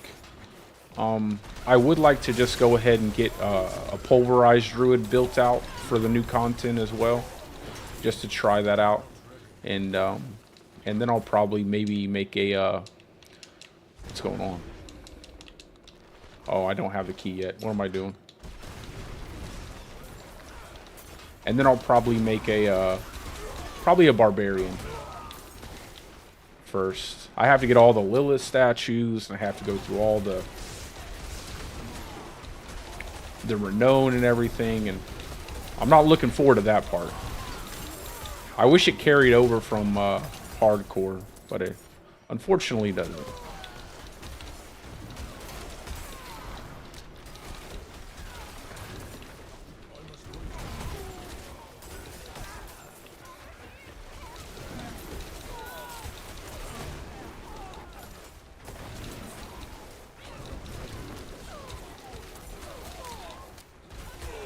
That's good. I don't really get any snow here in Florida. We just have humidity most of the time. But in the wintertime, it's good because everything's dry.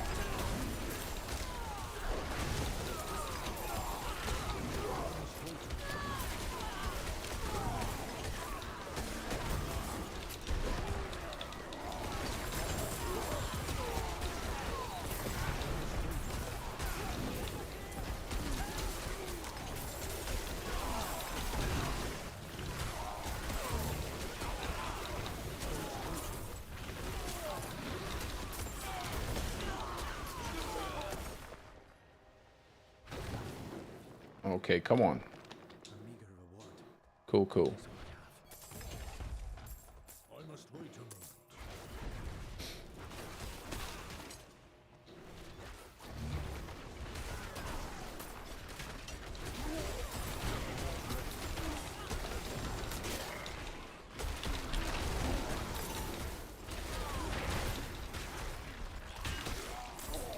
I must wait a moment.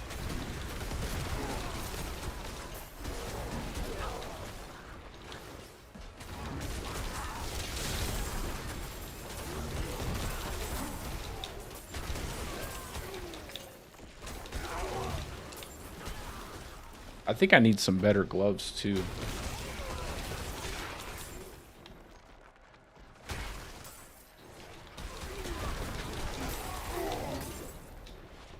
Oh my goodness.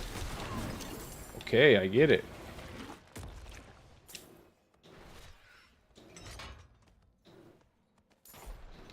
I must wait a moment.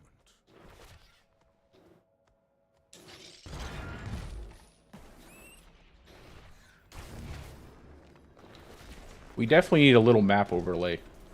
I feel like I evade into walls and stuff a lot when I'm looking up at the map, trying to make sure I'm going the right direction.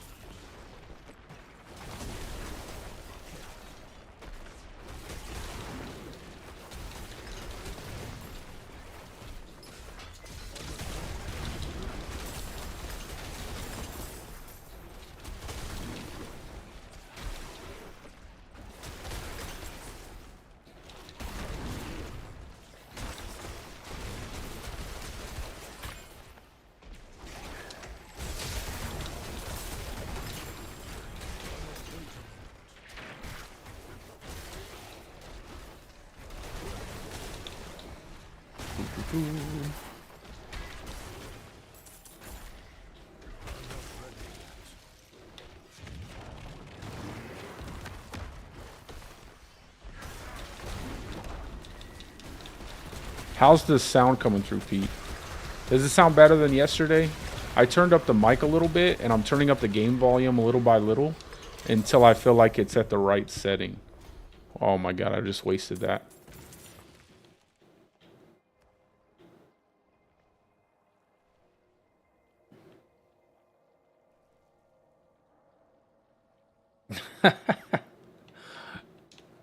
You guys are probably like, oh, it's quite warm outside, but the water's great.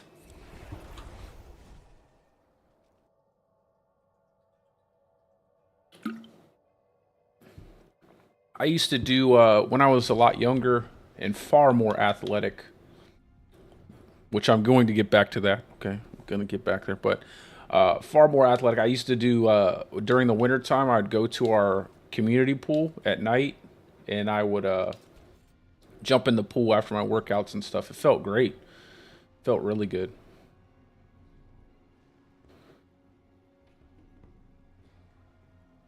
I pulled Edgemaster out a little while ago just because of Runeworker. The individual lightning bolts do a ton of damage, and it really scales well with your electrocution glyph. And I'm actually gonna try out Fulminate as well over Spirit to see if I get more out of Fulminate overall than Spirit. But I really like Runeworker. I've used Runeworker a lot throughout since the launch of the game because I usually level with a Lightning Storm build, and I noticed there was quite a big damage increase once they had the electrocution glyph. But once I started to test it out with the dummy, I was like, it's definitely better than Edgemaster. So I moved out of Edgemaster into Runeworker, and it does a lot more damage. But Edgemaster is still okay.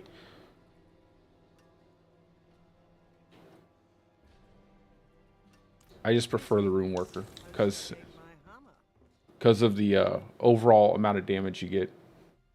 I think the crazy part is like just these two aspects alone are probably the biggest part of your damage. The overcharge aspect with the Runeworker's Conduit.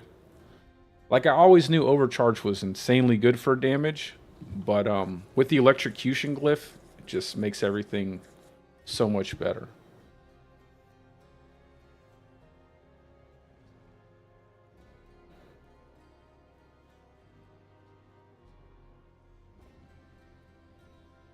Yeah, you definitely got it. You're gonna have to grind some nightmare dungeons. Well, hopefully, Martyr, when the new content drops, it'll give you a lot more in terms of glyph level XP. So maybe you won't have to grind too many nightmare dungeons.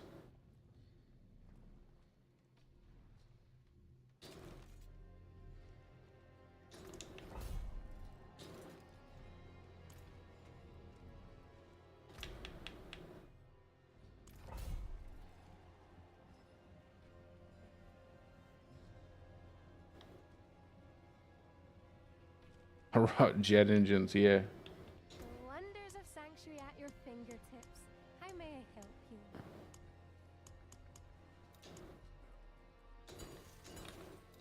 May your road be filled with wonders.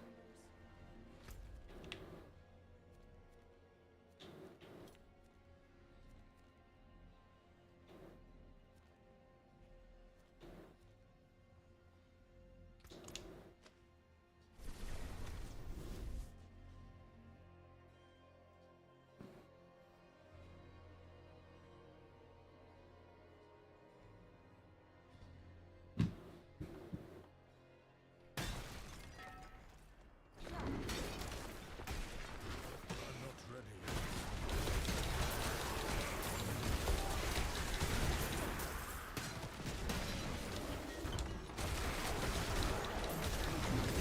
Should have a couple more to run, and then we'll be good with Fulminate.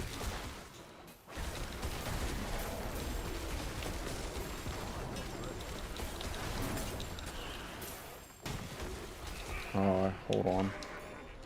Let me put on my potions real quick. Go back there.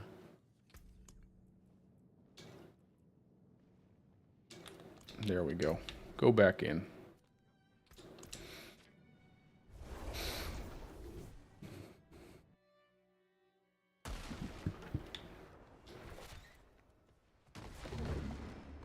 I'm not ready yet. I didn't even notice I had ran out.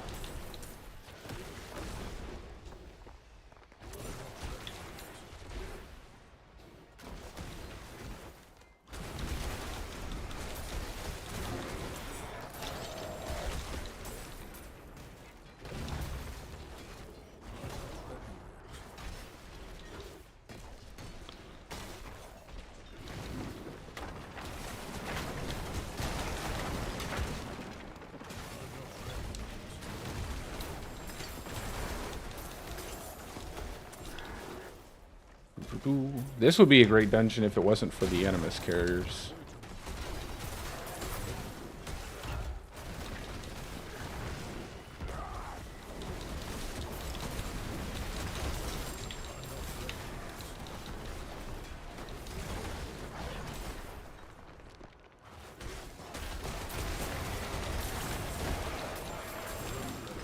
Steadfast. I'll come back and pick that up.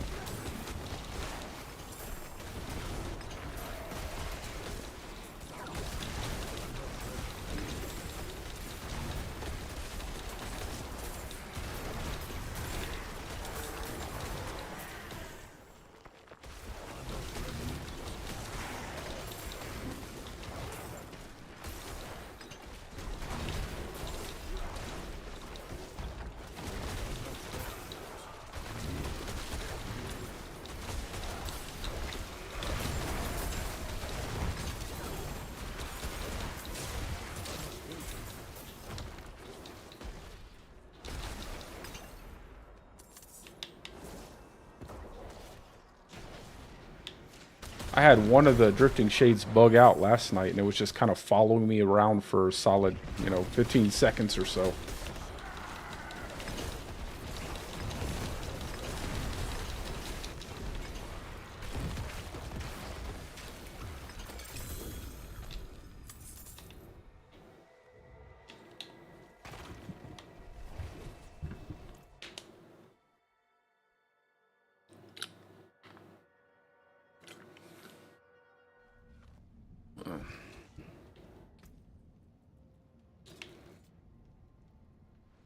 I'll keep that for the aspect.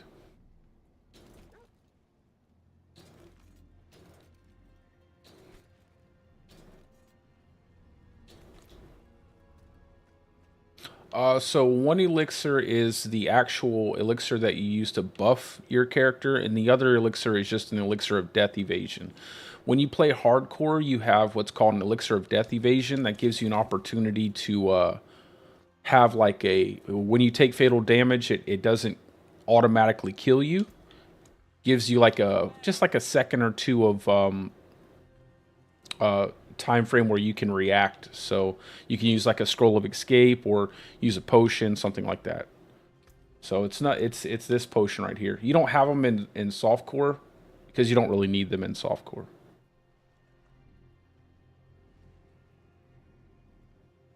So you get like 2 seconds of immunity, and then you can like pop your scroll of escape.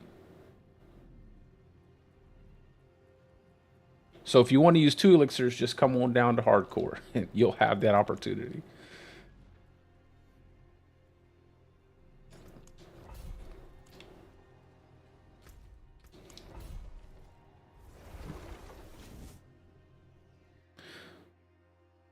That's why I actually think the game is pretty friendly for players when you want to do some hardcore, when you get used to it. But honestly, like that 2 seconds goes by really fast, especially if you don't notice that your elixir was popped.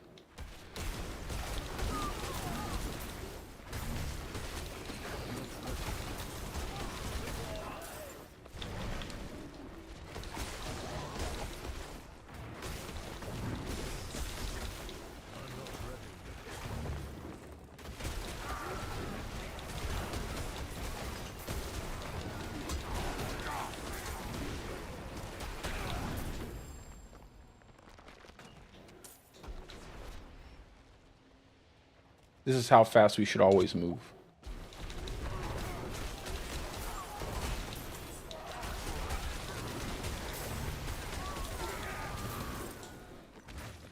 I wonder if they'll have some suppressor enemies on the other side of this door waiting for me. They usually do. Okay. This time they didn't.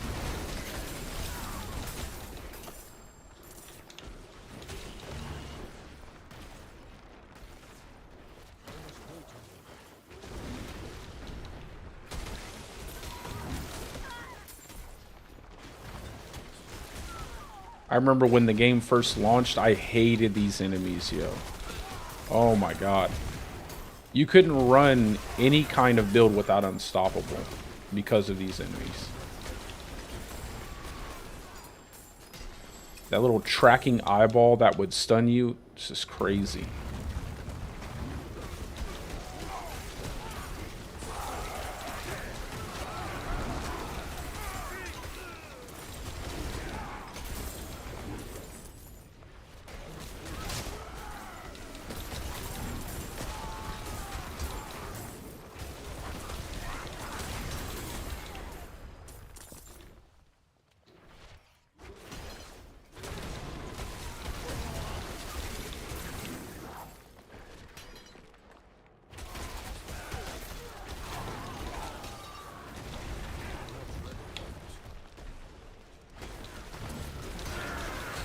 What do you guys think about all the changes they've made to the crowd control duration? Do you think they need to cut it back more, or do you think it's good where it's at?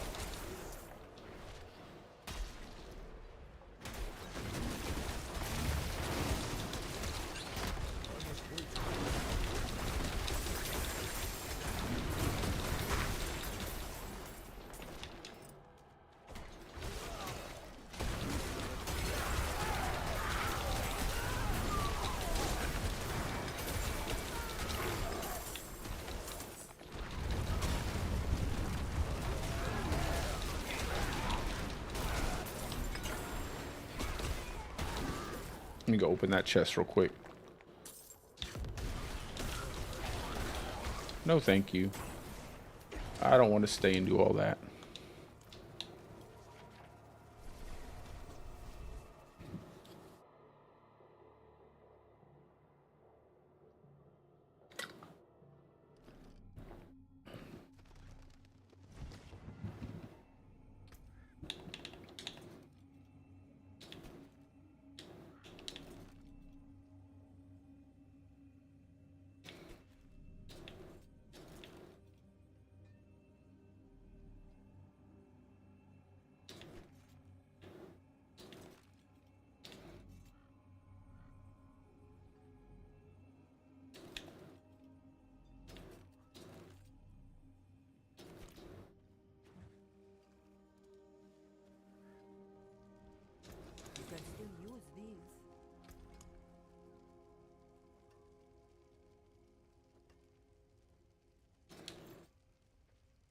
do another steadfast.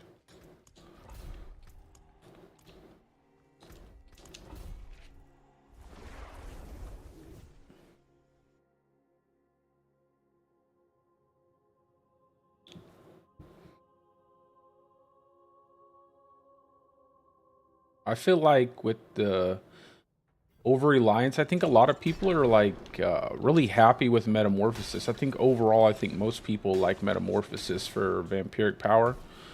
I think because people have to rely on it so heavily, I still think maybe the crowd control is still a little bit too high for most players.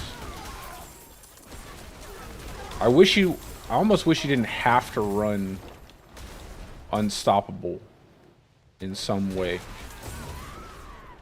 I feel like you should be able to get away with maxing out your resistances and stuff. I think it would be better if maybe the crowd control wasn't so powerful.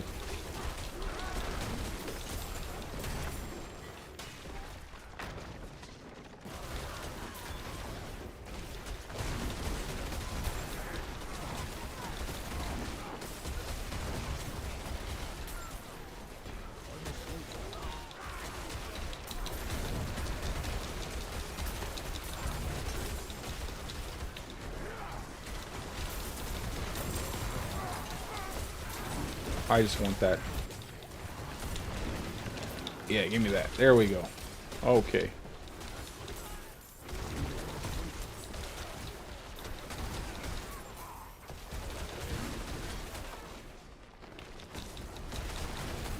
Where's the door?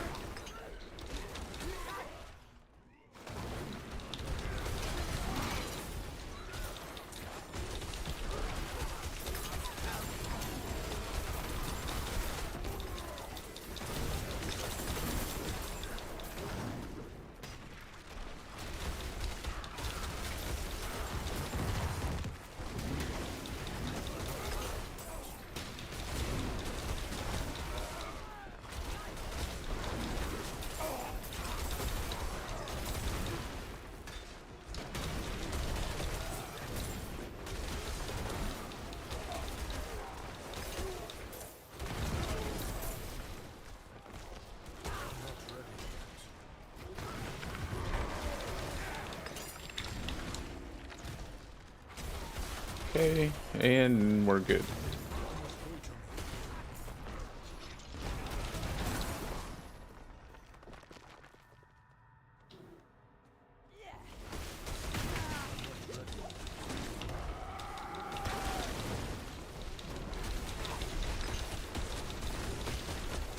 This boss is annoying.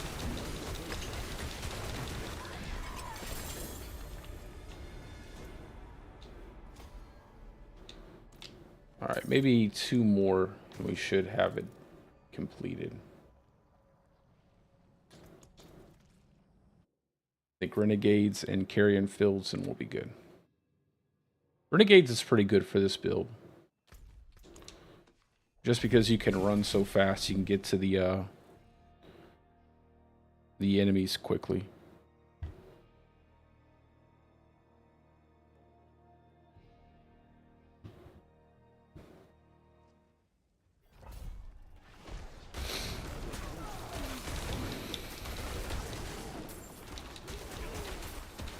I just skipped this whole first section.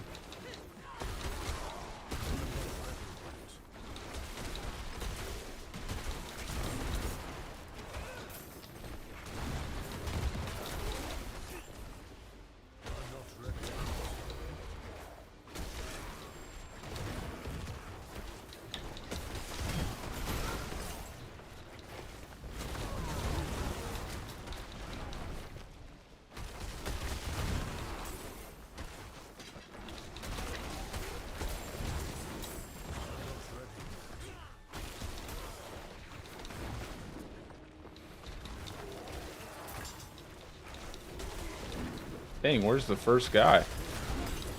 I mean, it's deep in the dungeon.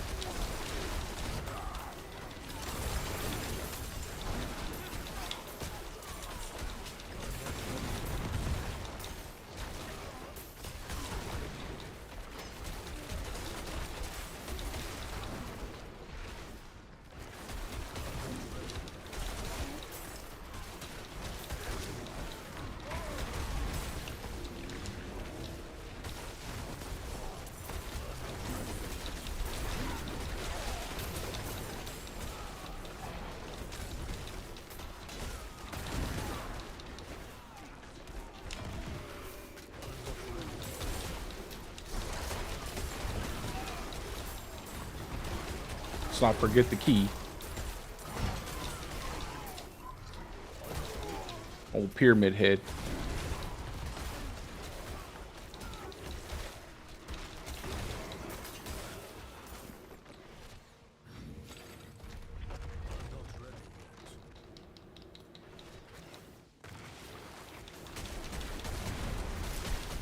Wait till he teleports. Never mind.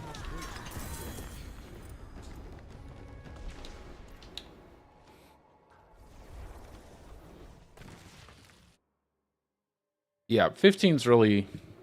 Anything above 15 is just extra.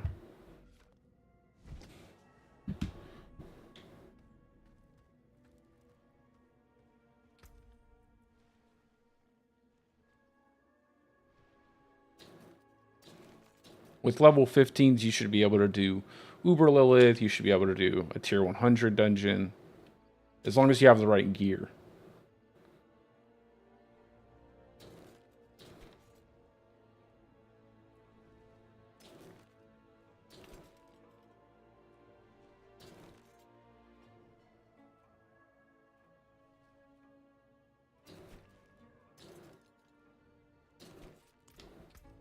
Wait.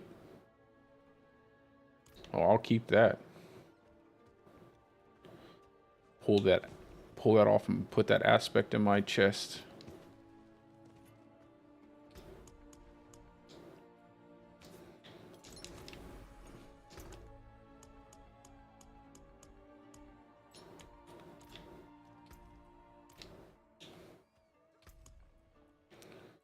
And then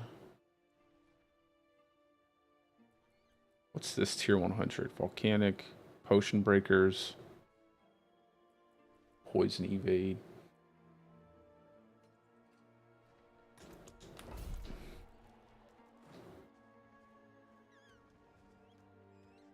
I cannot do that here.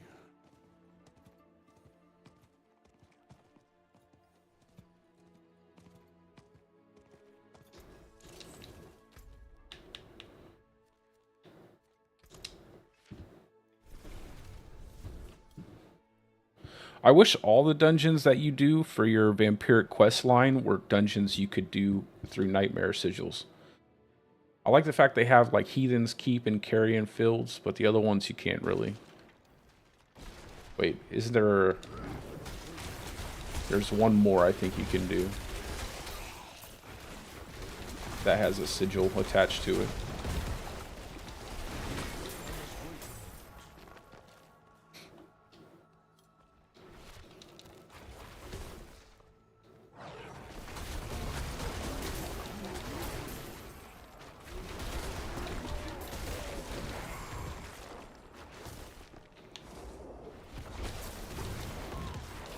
Here, I don't see it.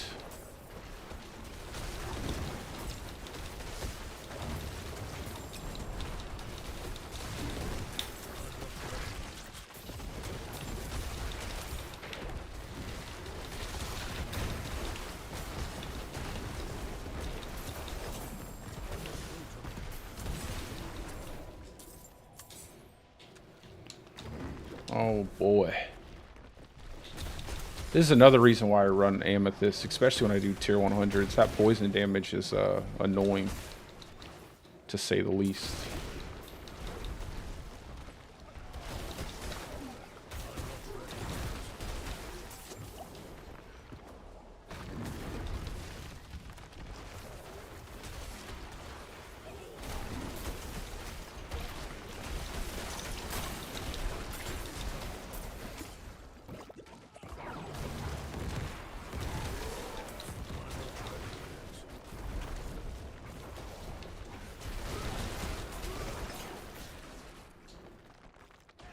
Come on. Haha. Didn't notice me.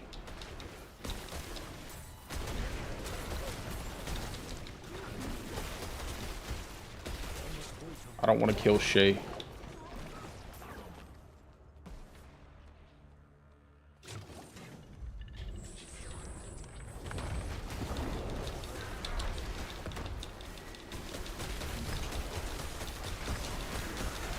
Okay.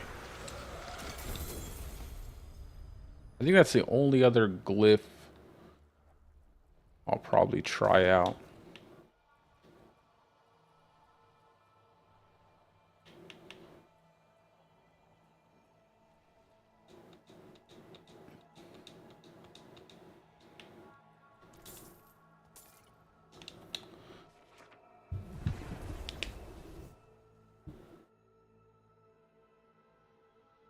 You need the symbiotic aspect, and you need to be using the key passive, Nature's Fury.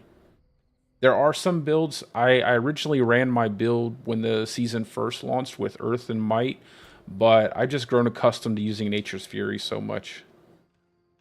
I really like the reset on Bulwark. But you can also use Earth and Might as well. But that won't reset your Bulwark. That's just to give you more damage.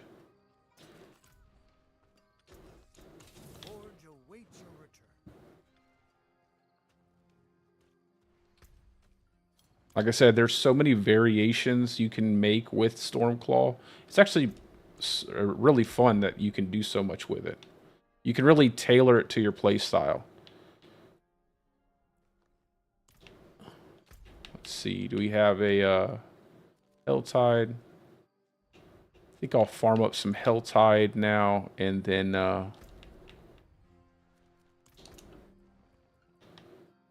I'd use the Erida's Exhonorable Will, but it kills everything. Instead of actually pulling it to me, it kills stuff, so it's kind of annoying.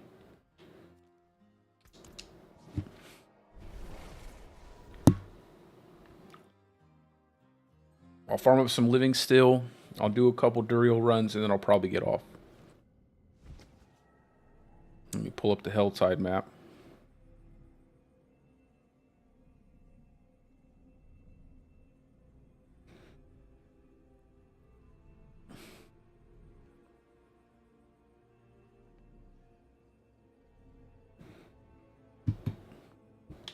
This build's pretty good for doing Helltide. It's not as slow.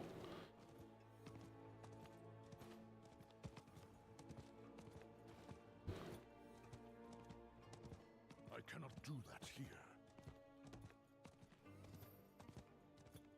I hate how slow you move in town.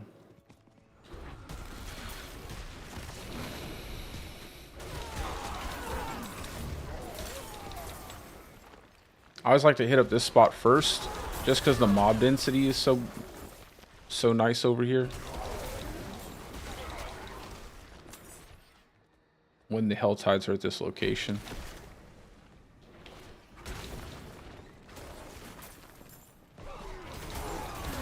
And just in case there's anybody who doesn't know or is newer to the game, when you're doing your Helltides, when you're doing like tier 3, tier 4, you'll start doing Helltides, and when you're farming Helltides, if you want to get a lot of Forgotten Souls, there are these nodes called Helltide veins, like screaming Helltide veins, and they drop like 4 Forgotten Souls in tier 4.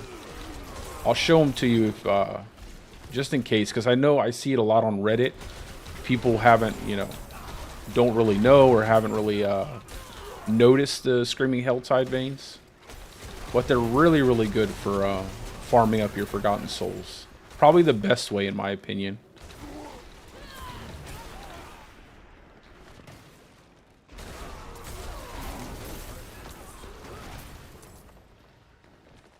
You get like 4 out of each one. You can find them pretty often in certain areas. I know I almost doubled the amount of Forgotten Souls I would get from doing Helltides.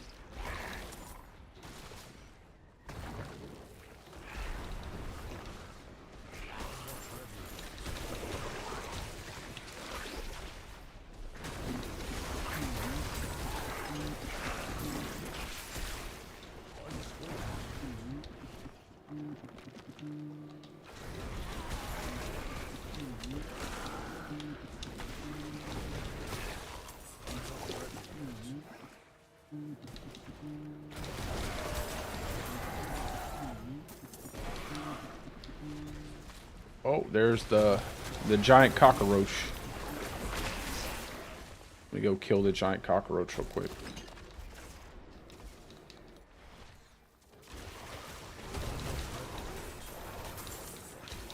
Where's he at? Oh.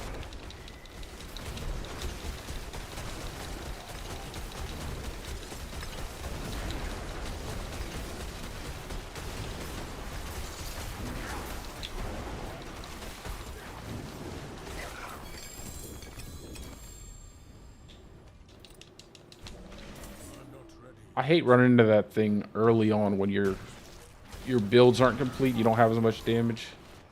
Thing takes too long.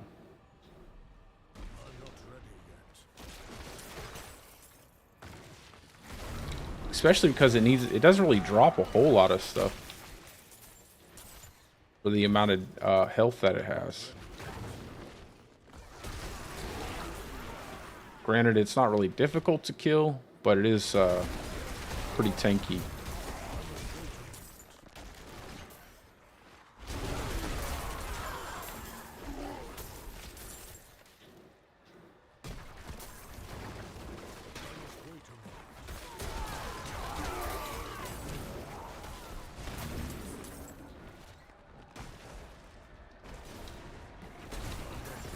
Nice.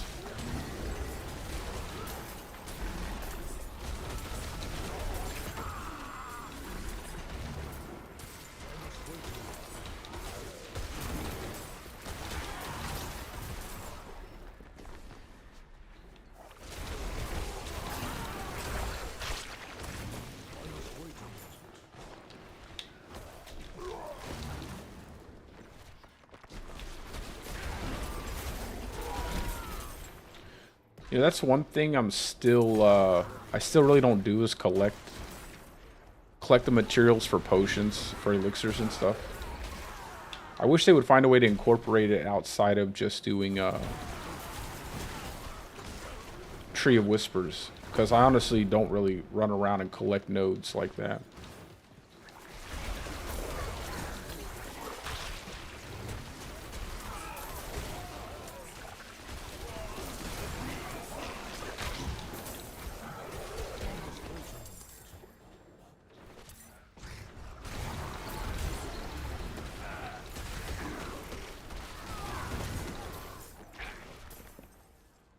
Wait a moment.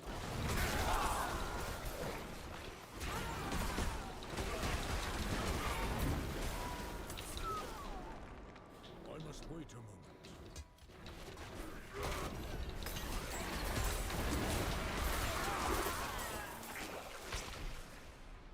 I must wait a moment.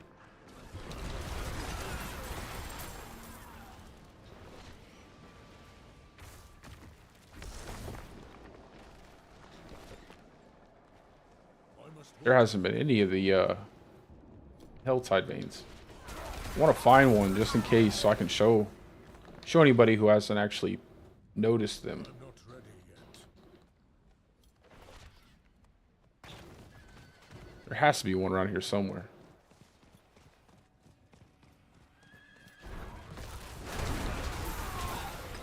I don't know if there's a map either. I don't know if anybody's taken the time to try to map it out, or if you can map it out.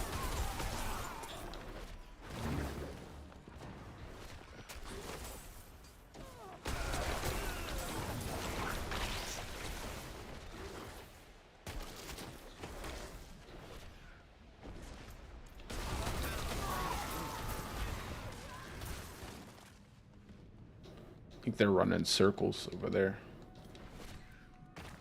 I must wait a moment.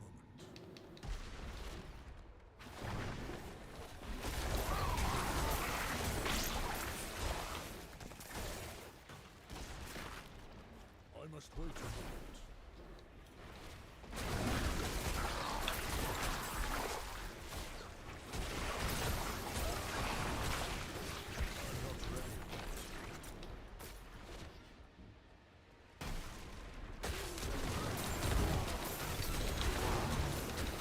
Another cockroach.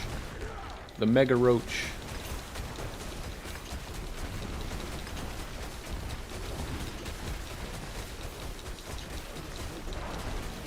Locked in the eternal battle.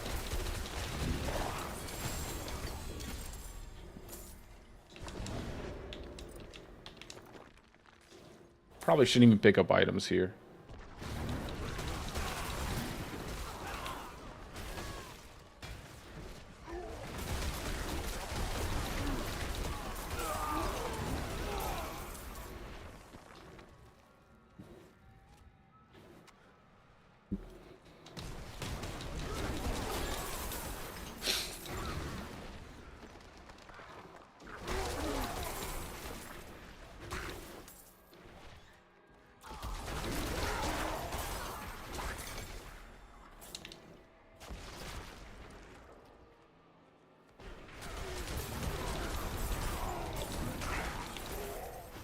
Let me see if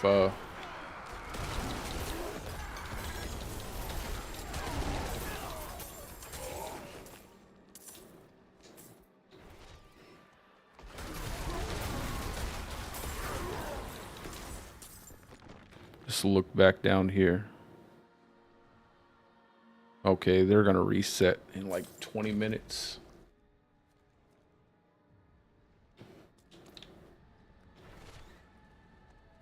I must wait a moment.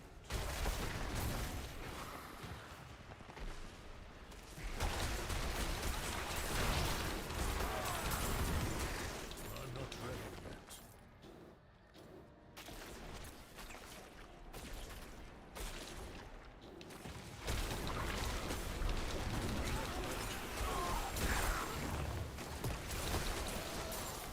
yet. This is exactly why I like running Mad Wolf's Glee, just because I don't like hopping on my horse all the time.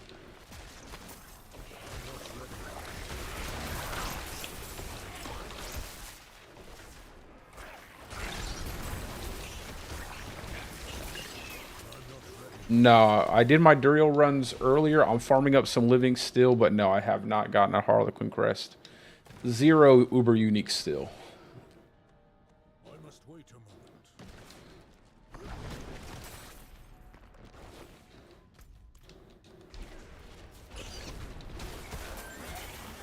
I'm not ready yet.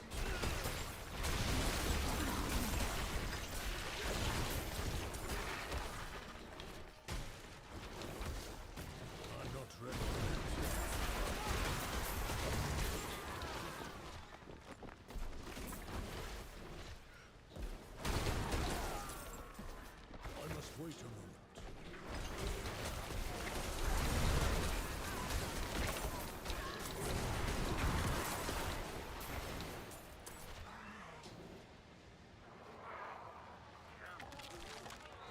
And what will probably happen is when I finally do get an uber unique, it will not be the one that I want.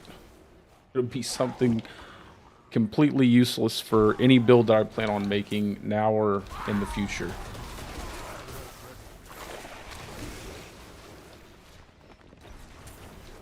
Maybe next season I'll have like really, really good luck though.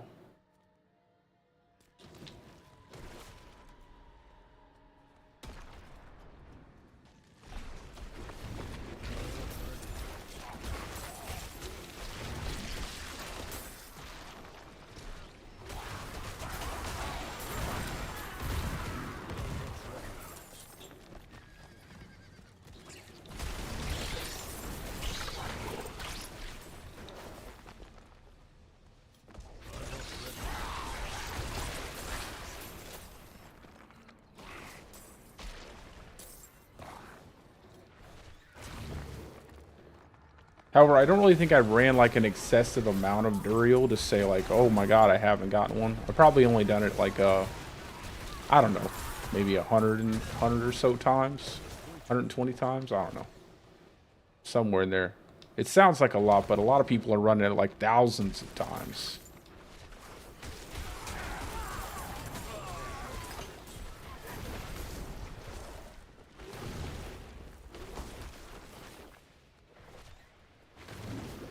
Yeah, that's you can always hold out hope. Not ready yet. I don't know if they'll make it any easier though.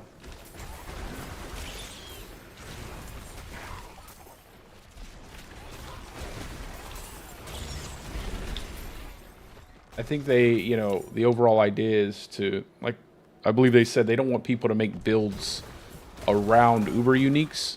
And that's another reason why I don't really incorporate Uber Uniques in my builds in general. Just because I know if I haven't gotten an Uber Unique, I know plenty of people, probably the majority of players, haven't gotten Uber Uniques.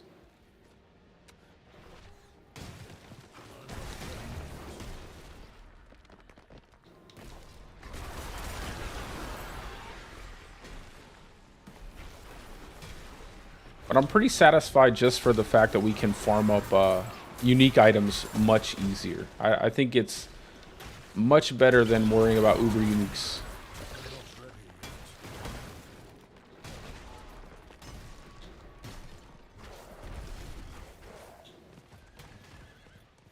I need more time.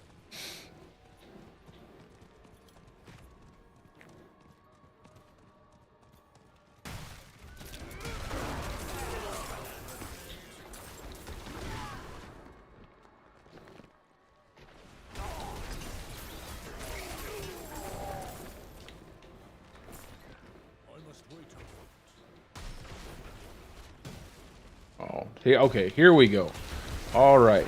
For those of you out there who are kind of new, or maybe you just haven't noticed these, a great way to get Forgotten Souls are these little screaming hell veins here. So when you open these up, they drop 3 to 4 Forgotten Souls. And you can find them scattered throughout the map. So if you're looking for a way to get a lot of Forgotten Souls, that's a great way to increase your overall farming speed for Forgotten Souls. Forgotten Souls.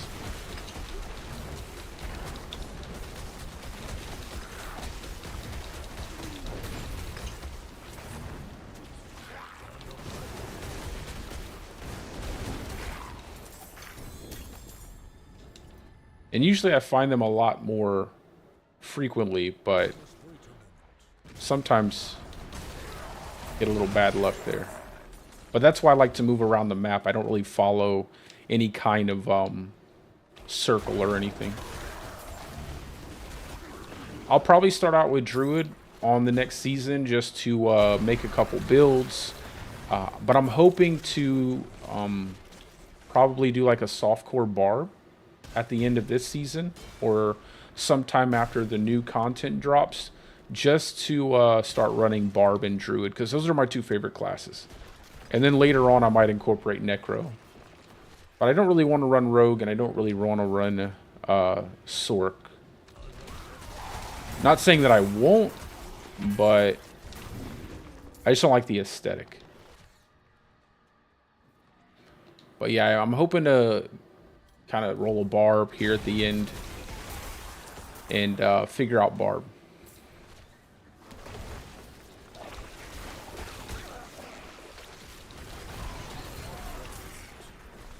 I hope for next season, though, they fix a lot of the different bugs with some of the skills that Druid has. I also hope that they make companions much, much better. I want to be able to make a companion build that directly uses companions as a significant damage pool. But most builds, you just have to run Shepherds. You run Shepherds and you run Stampede, and you just get a bunch of damage to your core skill. I'd like to be able to run a really strong companion build.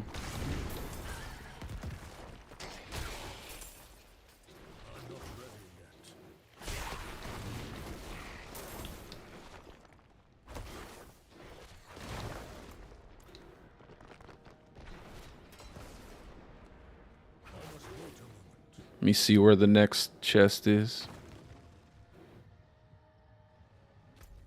Oh, I already have it. That's right, I have it pinned. I must wait a moment. I don't think I'll be able to... I don't think a Stormclaw build will be useful next season, though. Because a lot of the reason why Stormclaw is so good is just because of how fast you can attack through Ravenous and Moonrise. Mainly Ravenous. I'd say mainly Ravenous, though. Depends on what they decide to bring from this season into the 3rd season.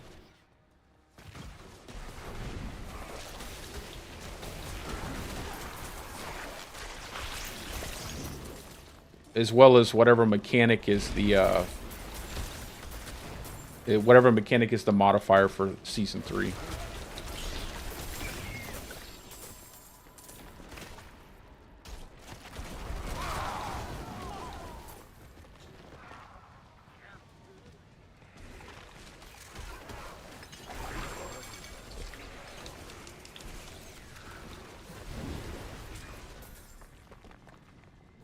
All right, and then the third is up here.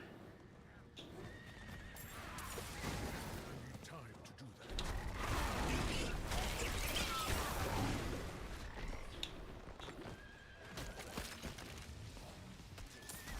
Tarnish.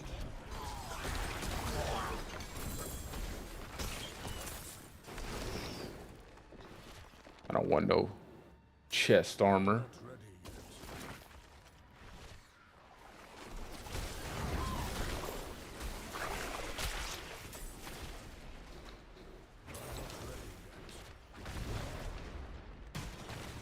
What do you plan on running next season at the beginning? I must wait a moment.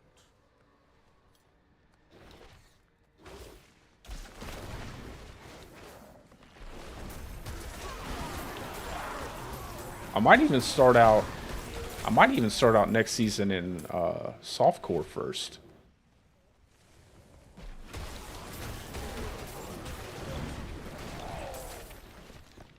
I like the whole idea of racing people, but honestly, like, getting level 100 isn't that big of an achievement in my opinion.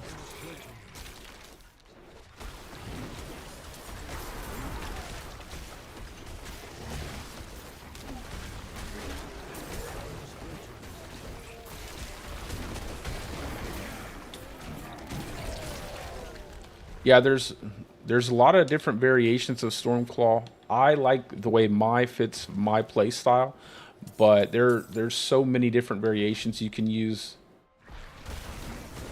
And I always tell people, like, the core aspects of the build are always going to be the same.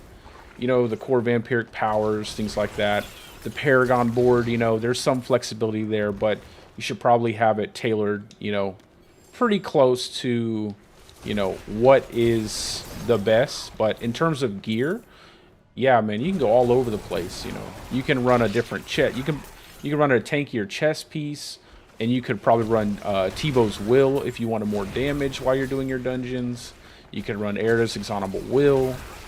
You can run Temerity Pants if you like the tankiness you get from Temerity, in terms of just constantly keeping a barrier up. I've probably made every variation I can think of, and I don't know. I thought I wouldn't like Mad Wolf's Glee at the start of the season, but once I started using it and just being able to move around so fast, I kind of just stick with it. I have to pay attention to the mechanics a little more, and obviously not put myself in danger, but I think it's a great trade-off for the movement speed.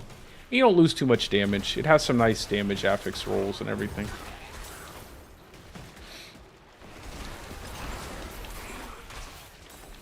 And the health is nice when you're doing low life bulwark. Just gives you a little bit of a bigger health pool. That's another reason why I'd like to have Harlequin Crest, just because the extra ranks in bulwark would go a long way, as well as the damage reduction in the added health would go a long way for low life bulwark. The health won't really increase the strength of your bulwark. However, it will give you a bigger health pool before you reach low life or injured status on your character.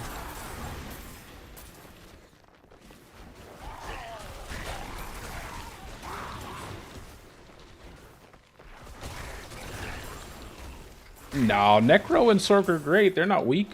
There's some great builds out there. I don't think any class is really weak.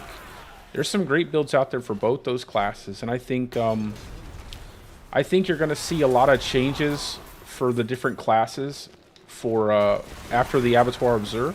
I think you'll see a lot of nerfs to classes and bug fixes as much as I think it's new content for players to enjoy, I think it's also going to be like a metric for what they do in Season 3 in terms of class balance. So the developers already said, like, you're not supposed to complete the Abattoir of Zur. Like, even the strongest builds are not supposed to actually complete it. So if there are classes that complete the content, I believe it's either going to be nerfed indirectly via like a bug fix or a mechanic fix, or they're going to nerf or they'll nerf whatever the skill is or whatever the aspect is. So I think in Season 3, you'll probably have a much better balance, and you'll probably be able to run a Necro or a Sork pretty easily. But I think you can run them this season pretty easily. There's some really good builds out there. I know one of the most popular is Ball Lightning on Sorcerer. It looks kind of fun, but again, I don't really like the aesthetic of Sorcerer too much. I like Necro just because of the minions.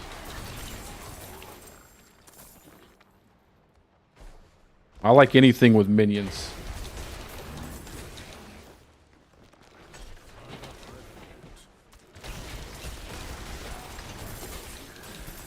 Hey, my big boy is home.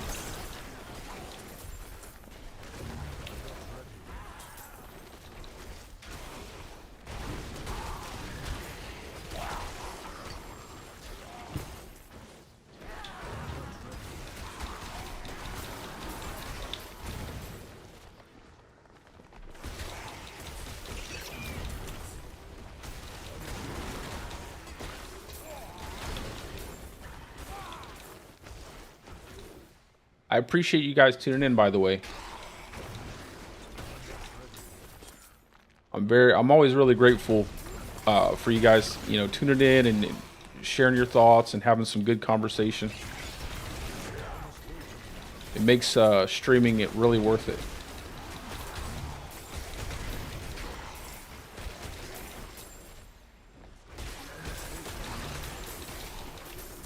It's another reason why I want to make a softcore. I want to play with some of you guys. Get out there, kill some monsters, do some teamwork stuff.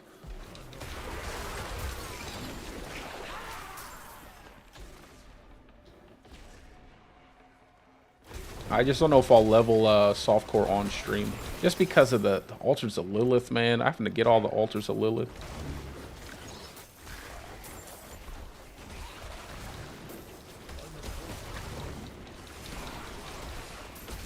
Oh, for Rogue?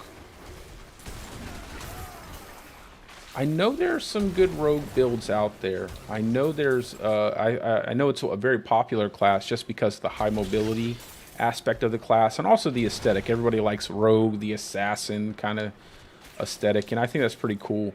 But I don't know. Maybe you can look something up. Maybe I know.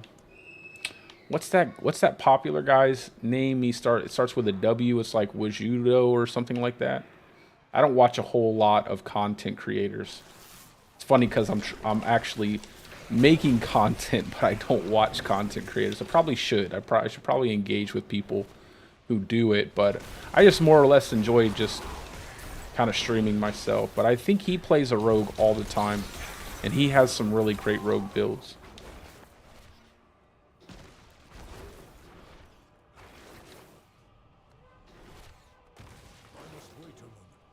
I also hear a lot of people talk about for Druid. There's a guy that does softcore. I think his name starts with Scream something. I don't know, but he has some good, apparently has some really good Druid builds as well. So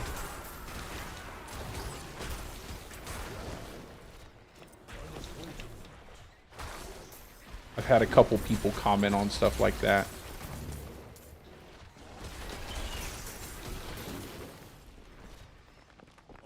And I'm not too sure for Necro. I think the only creator I watch more is Kriparian, but he doesn't really do a lot with Diablo 4 right now.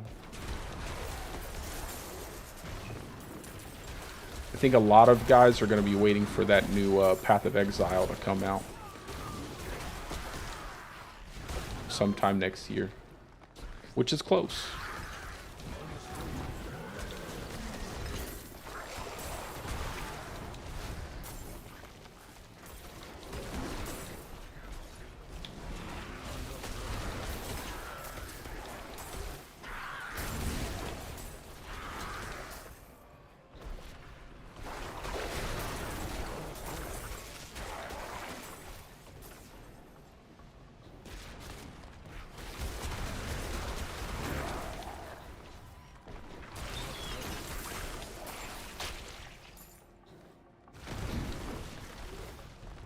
Okay, we should be able to get the other 3 chests once it resets, and that'll give me at least 3 Duriel runs. I'll be able to get at least 3 Duriel runs off the living still, so I have plenty of mucus eggs or whatever.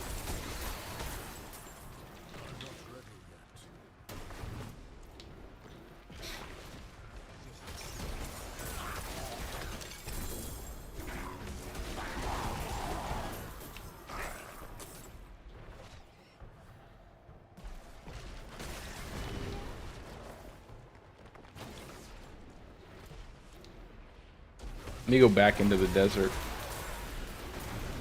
I like the mob density out there. Okay, I know there's one area, I think, up here that I can find a couple more screaming hell veins. Let me go back up here and then I'll go back to the desert. I'm not ready yet.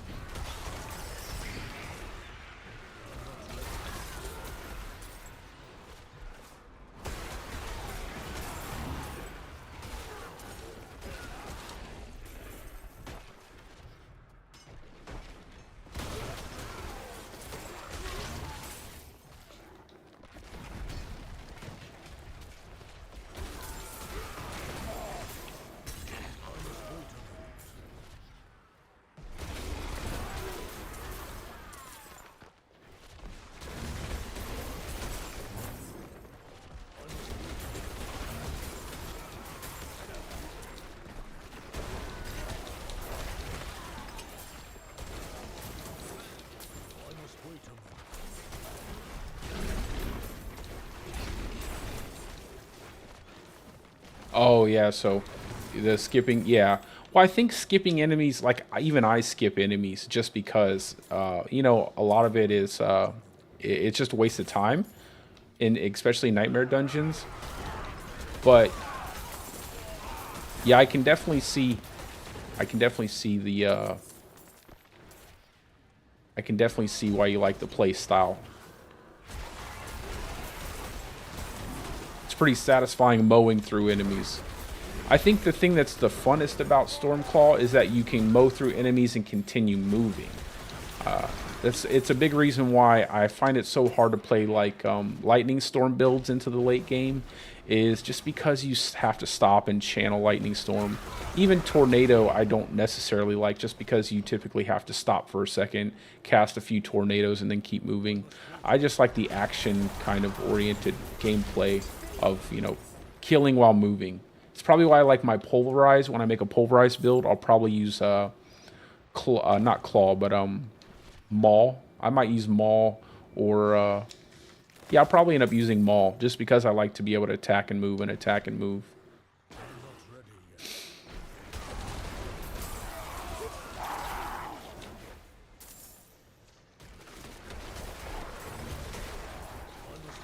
I think they probably would focus heavier on killing stuff if there was an incentive to do so. Plus, you got to understand, a lot of times these guys are running God only knows how many nightmare dungeons. I'm sure they're just like, I just want it to end after a while. I mean, they stream for a significant amount of time each day.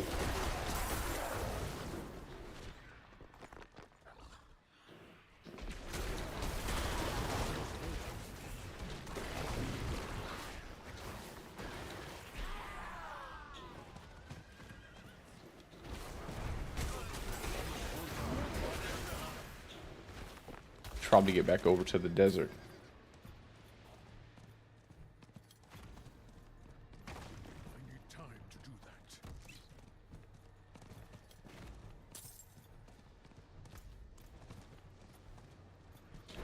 hop off here and see if they spawn a Harbinger.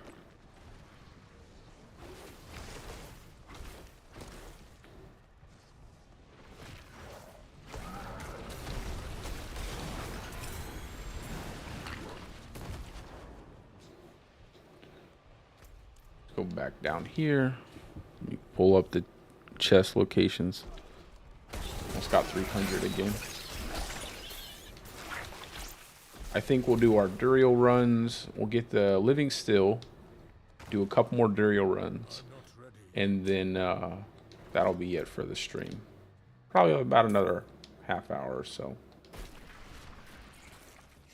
Maybe 45 minutes. I'm not ready yet.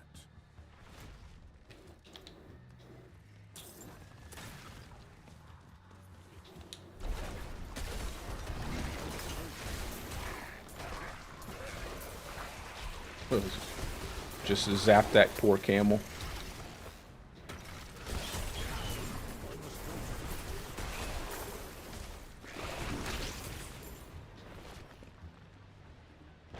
Yeah, it does seem to be the one build that kind of sticks out.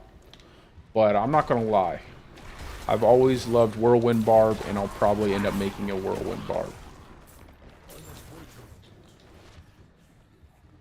Just that classic Whirlwind build. My first Diablo was Diablo 3, and then I played Diablo Resurrected and everything, and so Whirlwind Barb was always the funnest for me in D3. In D2, I played a Druid and a Necro, and that's when I really kind of, the D2R, that's when I really kind of started loving Druid. Just the werewolf aspect and the werebear, I thought that was pretty cool. That's why I'm always saying, like, I hope they bring out cosmetics for your werebear and werewolf. I think that'd be really dope to be able to put a cosmetic on that would change the look of your werewolf and werebear. Also think it would be cool if they had unique modifiers to your skills that would change the look of your skills as well. Like when you're fighting some of these Bloodseekers, how like the Druid casts like a blood funnel tornado that looks really cool. I thought it'd be pretty cool if you could do that on your Druid, just some kind of cosmetic that would allow you to use like that look of having a blood funnel tornado.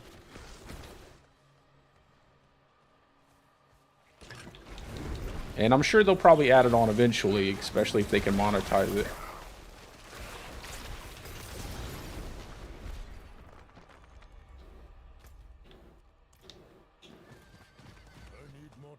Let's see, where's the next one?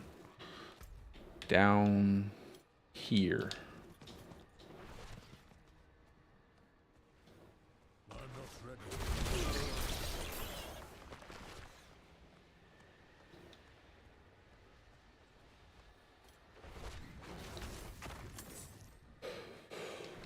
Oh.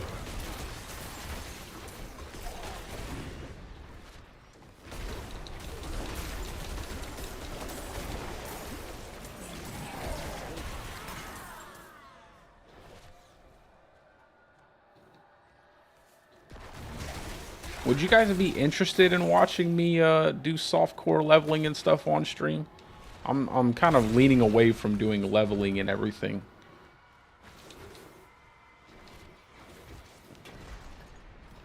Unless I'm like in tier 3 or tier 4 leveling.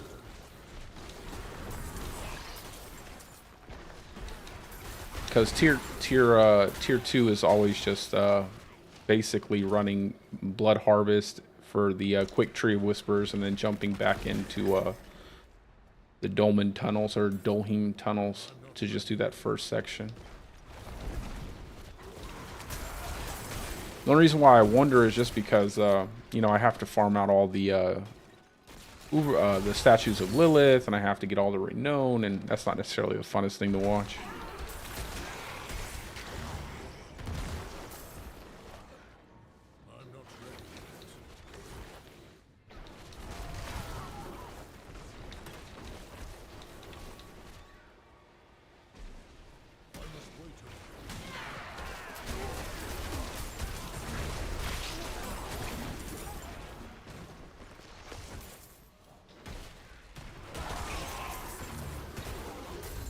Also, if you don't know, there's a community on Twitter. It's the Diablo 4 community they have. It's a pretty decent community. Got a lot of people there. If you're looking for, or I should say X, not Twitter, or X Twitter, if you want to call it that. They have a pretty cool community. They have a clan designated for the community as well. So it's pretty neat.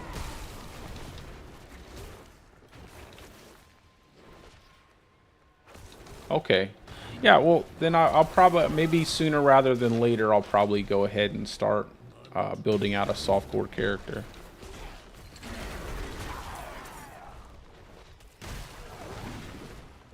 I know that the hardcore community, I know it's always small. It's kind of a niche little thing.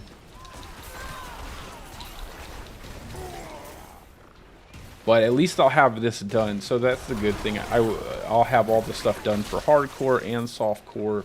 That way I can just kind of jump back and forth between the seasons. And it'll give me a chance to actually do a lot of testing without worrying about losing my items in softcore. That way my builds in hardcore can be just that much better.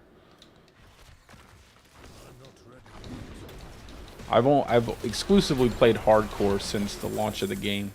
And I don't even I don't really do PvP, which is something I want to get into. Because, you know, there are always so many broken builds and stuff like that. You don't want to get one shot just because you step out in PvP. And I'd like to make some PvP builds. I think it'd be fun to kind of play around in that. In the areas and stuff. Plus, I want the cosmetics. I want all the cosmetics out of there.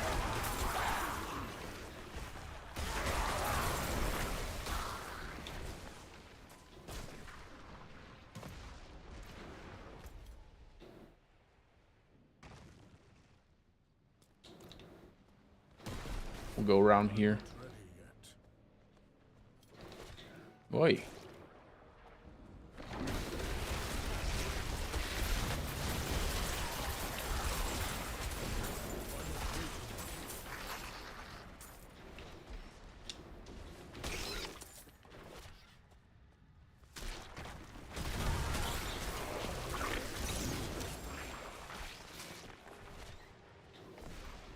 Is that the other? Yeah, that's the other living still. I'm gonna go back down to the bottom. I feel like the mob density is okay here, but I always feel like I don't get as many cinders out of killing mob packs. I feel like I get a ton out of killing the goat people.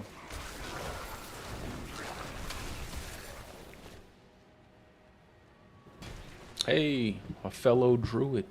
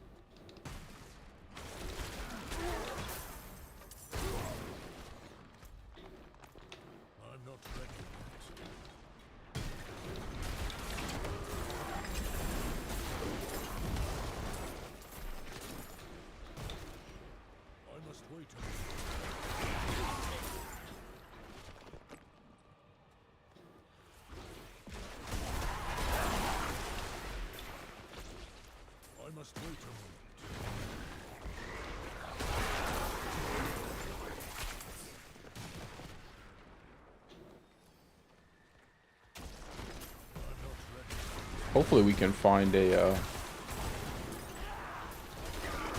other boss down here.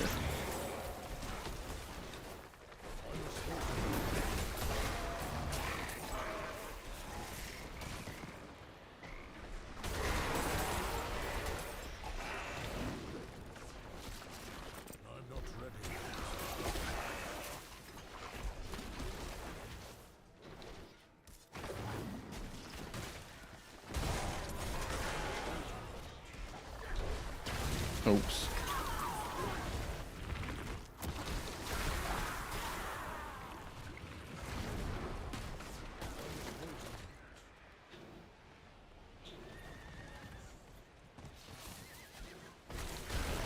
We'll go back up through that little area over here.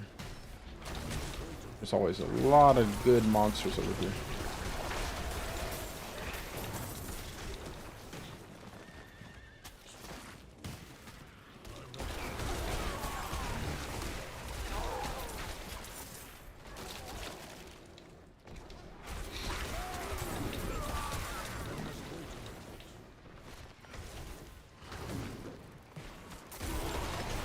Yeah, I think it would. I think it would help, be a benefit overall. Plus, I think it's a little bit. I don't know. Maybe I'll have a little more fun just because I don't have to play so cautiously. Be a little more exciting. Because sometimes I'll jump out of situations just because I don't want to chance the death, and I do tend to play a little bit recklessly. I don't know. I kind of like to though, but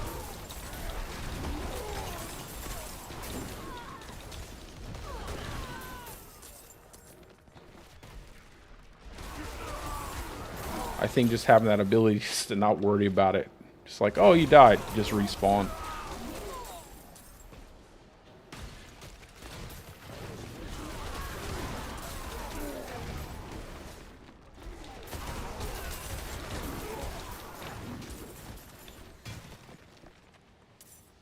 Yeah, I get like almost 100 cinders or so just from doing this little area here. Time to do that.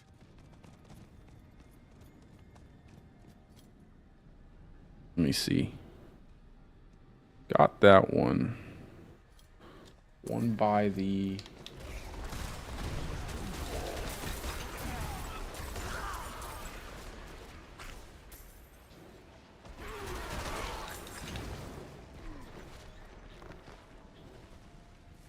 I'm not ready.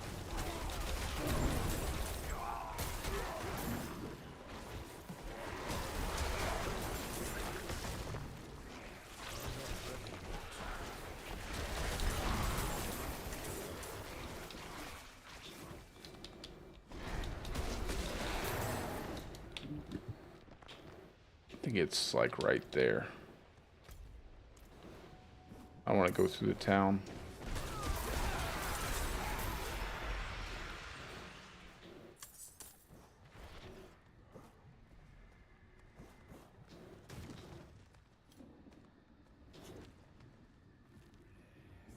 I'm farming like 1,800 of these cinders. Good lord.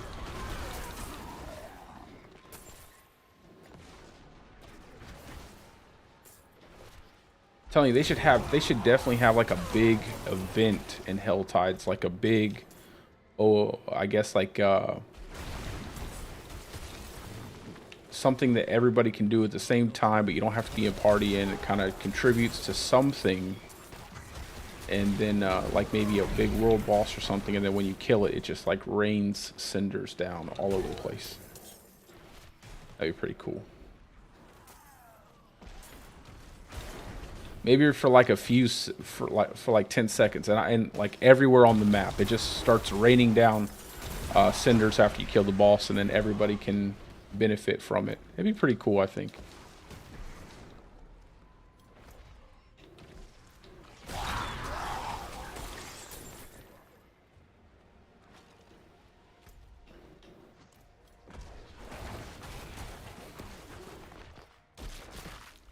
Absolutely. Yeah, have a great rest of your day. Thanks for stopping by, and appreciate you coming by and supporting the channel.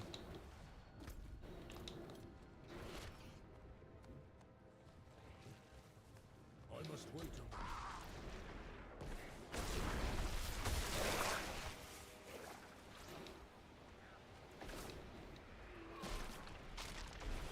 Okay, there it is.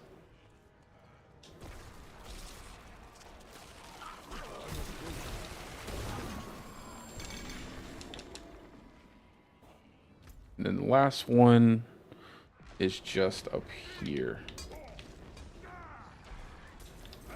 think it's in that little cul-de-sac there.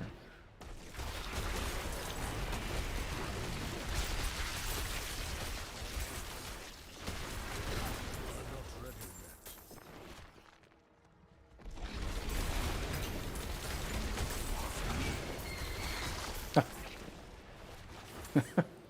must wait a moment. Ah, my son.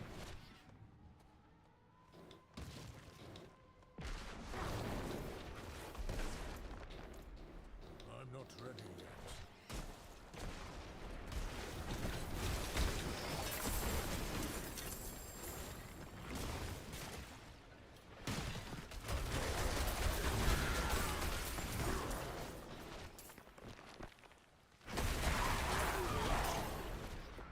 Yeah, see, it's like you start getting like 4, 3, and 4 cinders. Some of these packs. 1 cinder there.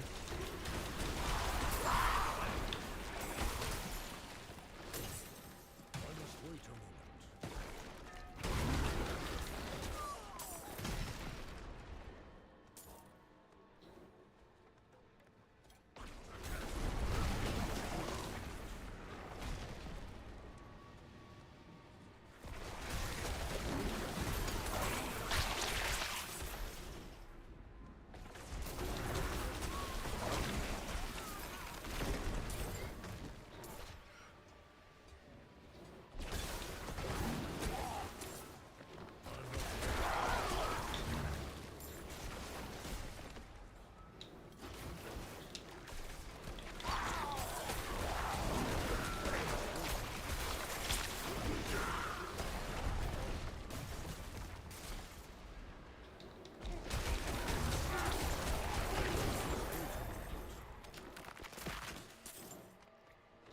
All right.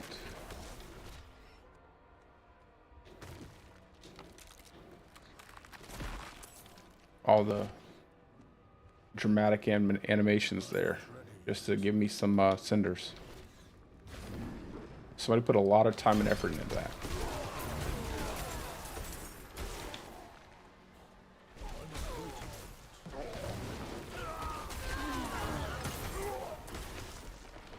Nice. I really like coming up here just because of all the different the little rope climb areas.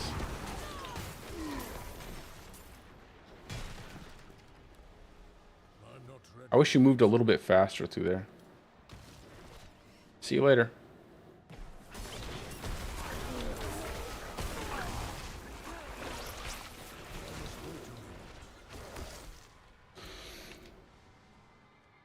Oh my goodness. It's taking forever for this one. Should have stayed down there.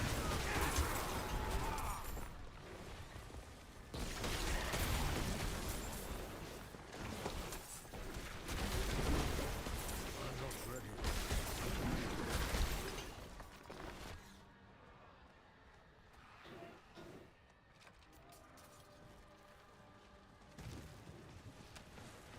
Oh my god. That dude's flying. We need time to do that.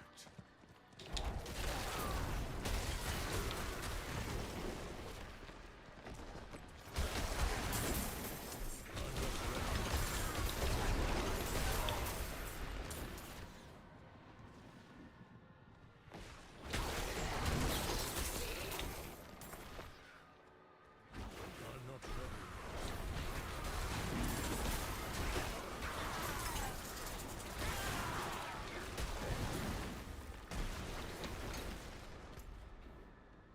I know it's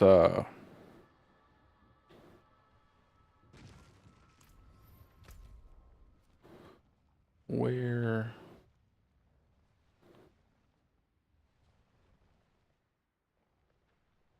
okay, there. And over here. Okay.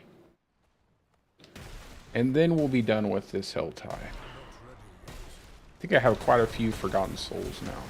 Shouldn't have to worry for a little while.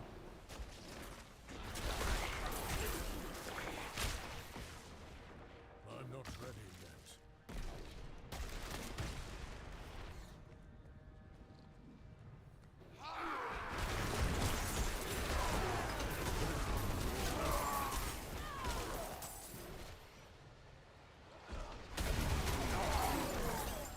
Okay.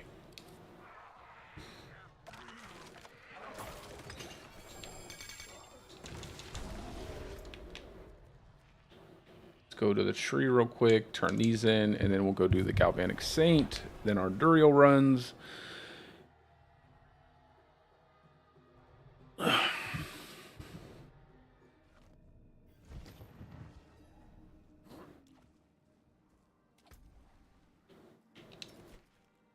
Damage distant.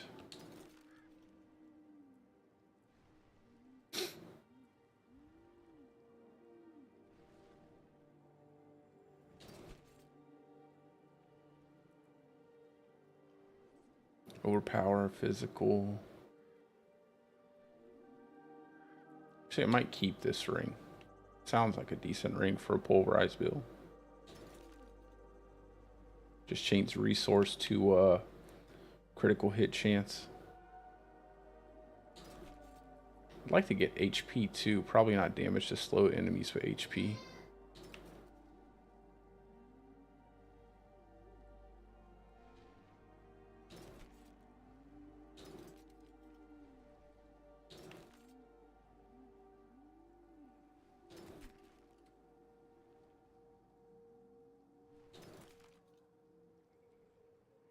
And keep that just for the +1 companion.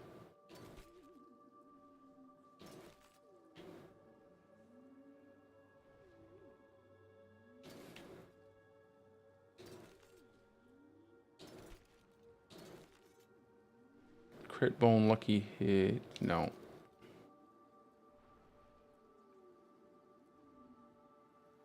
Lucky hit, lightning damage, nope.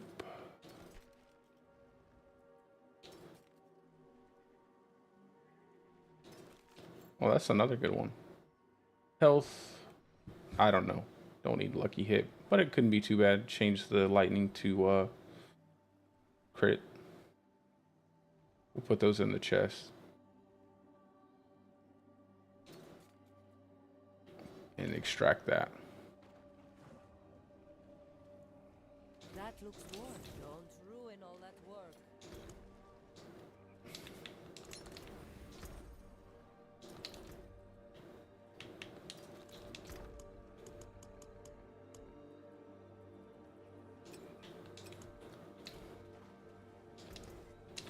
All right, let's go ahead and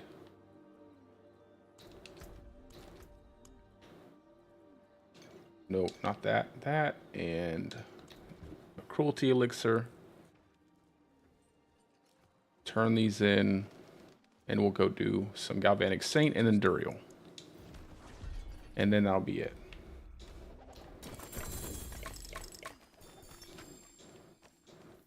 I cannot do that here.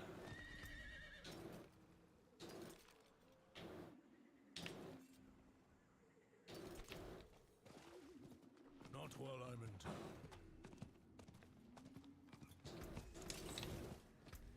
See, make sure we have our gear on. That, good. And then swap out Metamorphosis. That should be good.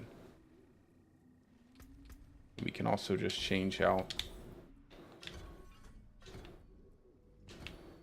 to Ravens.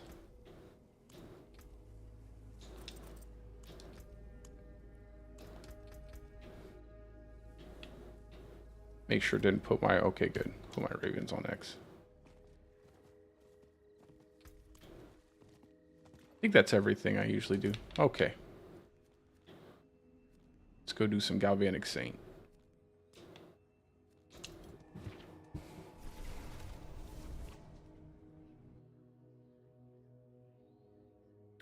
It is a really cool build. I love how Dolmen Stone looks.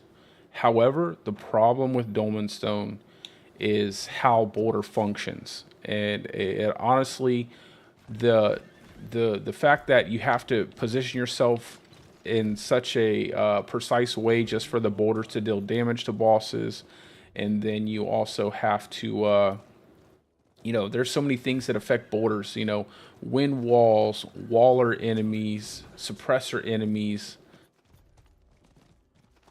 And I think and the fact that I think the most annoying thing about the Dolmen Stone necklace itself is that it gives ranks to wrath skills instead of ranks to boulder. So when you actually utilize the aspect that gives you increased damage to your boulder and turns it into a core skill, it doesn't even benefit from the ranks to wrath skills because it turns your boulder into a core skill. I don't know who designed some of these items, but it's like they don't really think about how they're really going to implement how you would really implement it into a build. So things like that just really kind of just things that they're not really thinking of. Just like Storm Companion pants, they took away the companion skill damage and made it and then left the speed increase to your companions, which is absolutely useless. Like your companions always follow behind you, so you never get any benefit from your companions actually let me just throw off one of these potions. Having movement speed.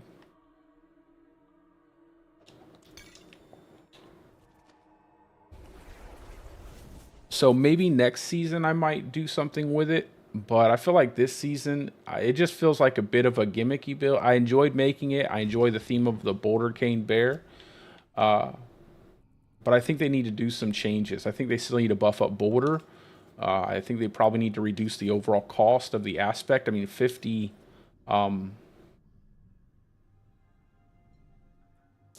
spirit is a bit much for a skill that really doesn't do a significant amount of damage. And then on top of that, the only thing that makes it good is Dolmen Stone. It's like no one's making a boulder build. No one's just throwing boulders. So the skill definitely needs a lot of work. I feel like all the earth skills need a lot of work, and I feel like all the companion skills need a lot of work.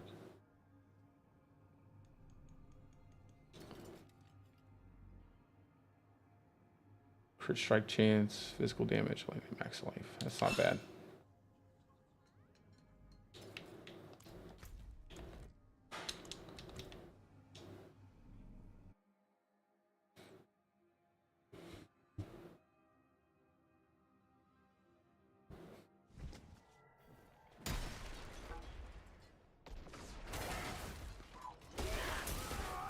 I'll give the Paragon board a look over though, and I'll let you know if I would change anything, because I probably would. I probably would change some things. Should have took off my Godslayer crown.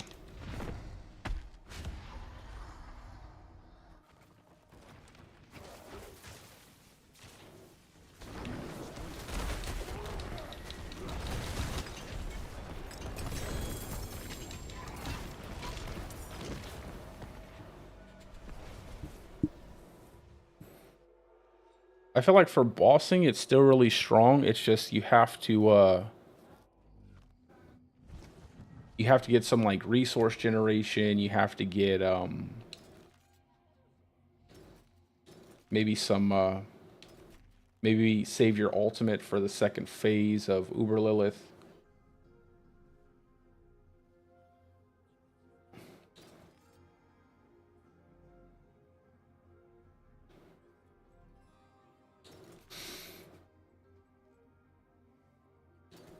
Oh, that's a good aspect.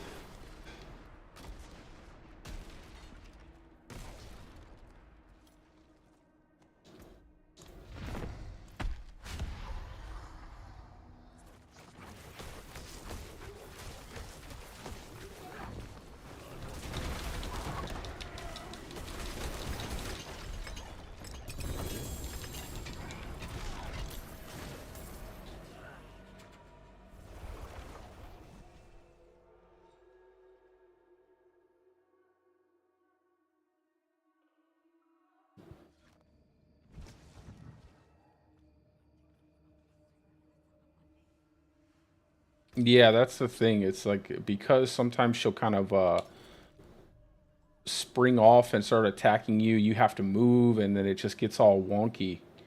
And you'll end up like having to just jump out of there. Then it's almost like a chance, right?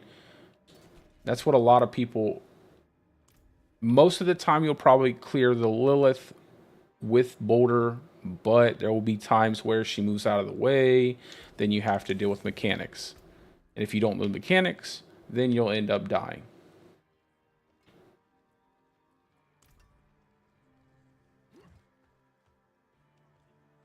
I'm not ready yet.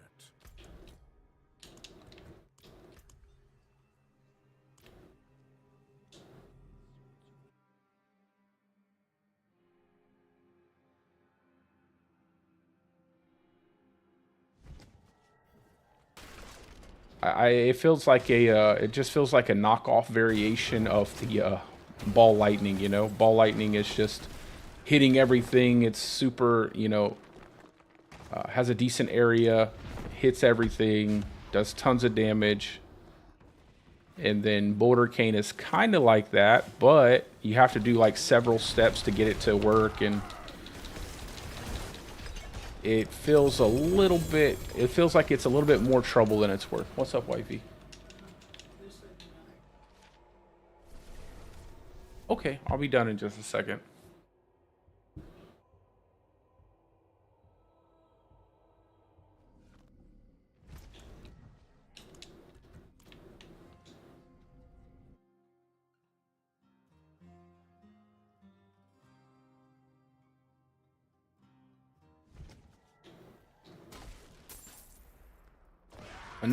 That's another reason why you have to use like something like a Wind Shear or Earth Spike on Uber Lilith, because you have to be able to hit from a distance just for that initial damage. I'm not ready yet. If you move into a melee skill, it's not necessary. You're too close to even deal damage to even a giant. Lilith is pretty big, and you'll still not be able to hit her.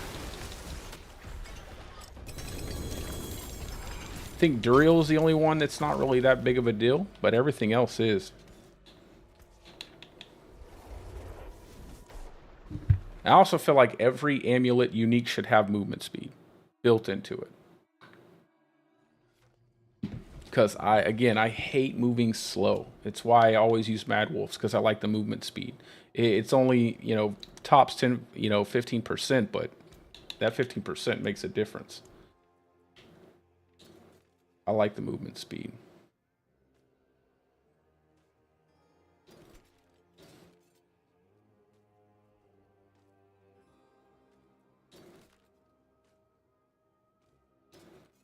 Let's see, any good rings?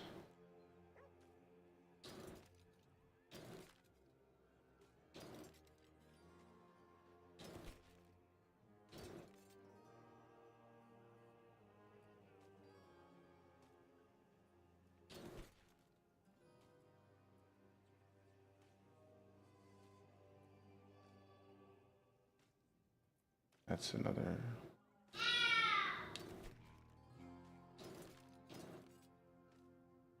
Overpower. Oh, it's 896.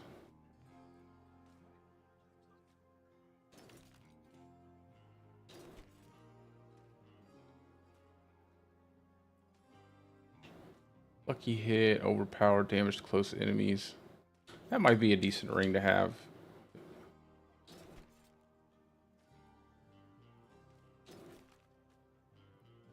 Sorry guys, I always take a second to look through everything just in case I need something for a different build.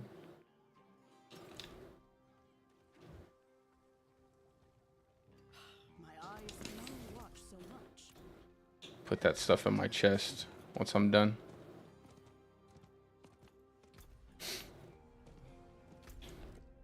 Should be the last one here, and then I'll run like 3 Duriel.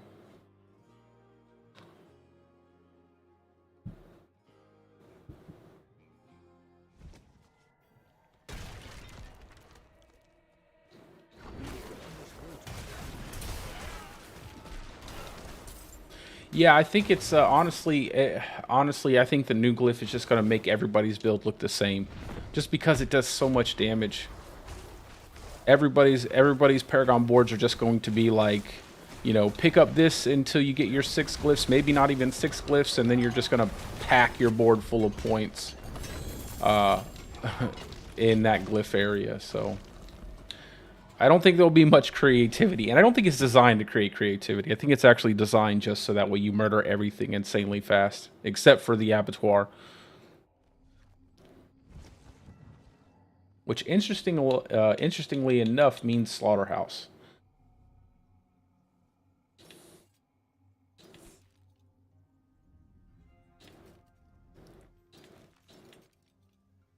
Let's see, 7 garbage.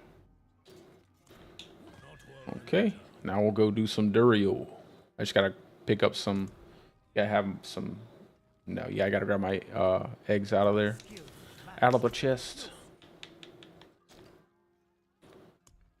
I have this one lowly shard of agony. Put this in here.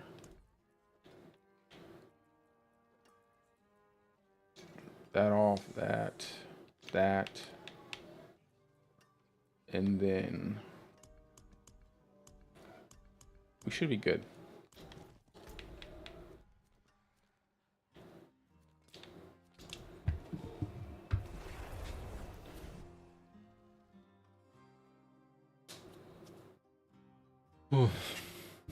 Oh, is my camera stopped working? No, okay. I thought my camera stopped for a second. Not while I'm in town.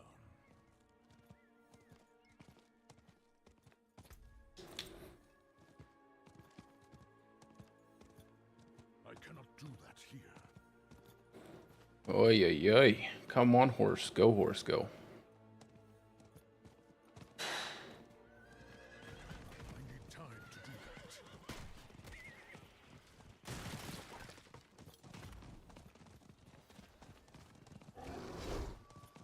I need more time.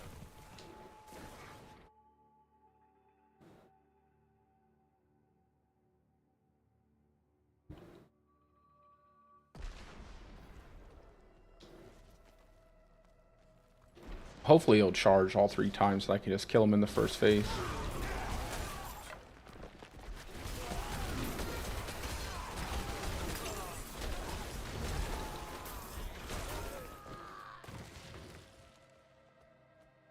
I must wait a moment.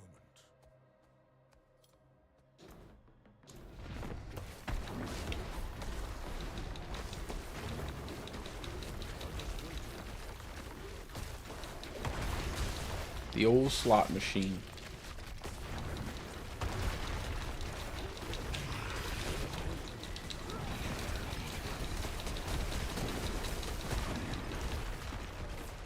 He was gonna charge. He was about to charge.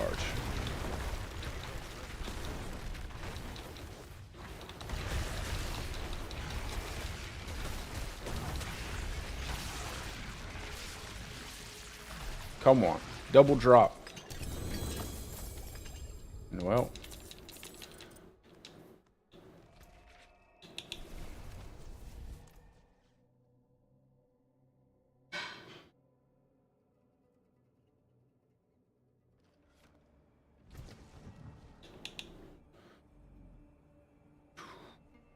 That's pretty good. Pretty good rolls. But that bonus there at the bottom, not too good. All stats. Damage to close, damage over time. That's not bad.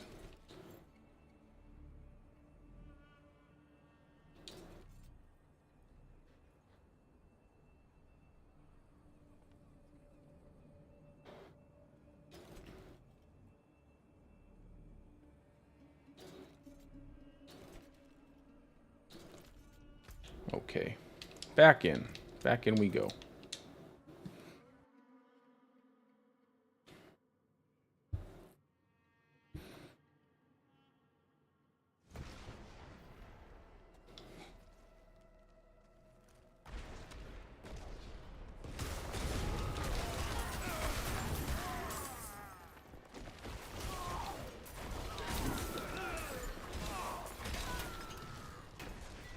must wait a moment. My werewolf skipped leg day.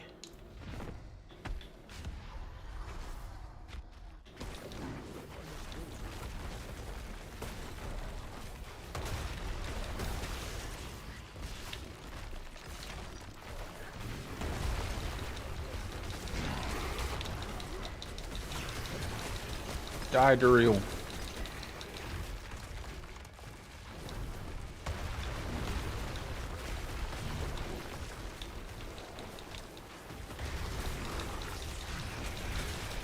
Just vomits out a bunch of balls.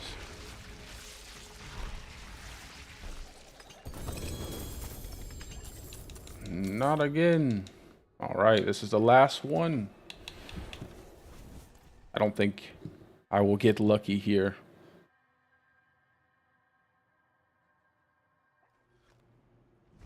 Okay.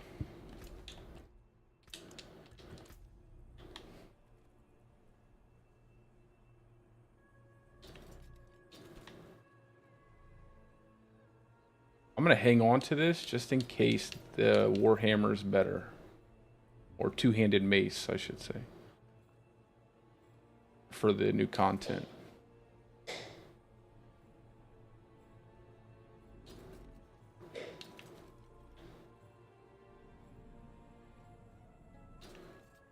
Let's see, what are the rolls? Pretty mid on the rolls here. Just drunk it. Okay. Last one.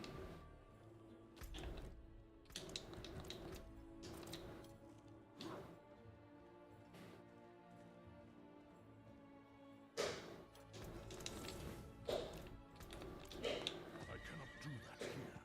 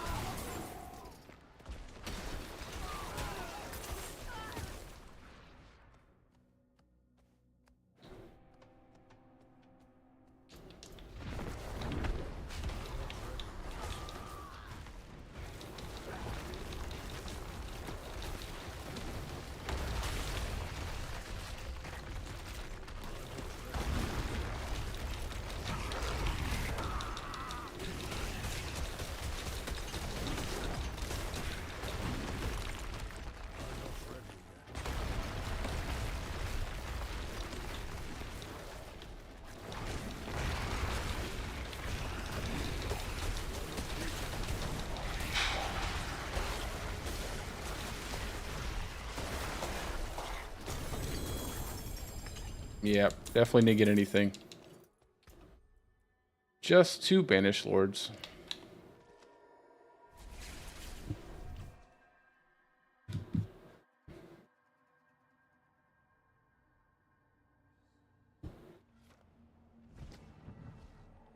Yeah, like I said, when I play hardcore, I do solo self-found. But when I when I make a softcore character, I'll just go ahead and I'll probably just do the mats with everybody and kind of just play it real casually. But for hardcore, I like to just give it that extra difficulty of trying to find everything on your own.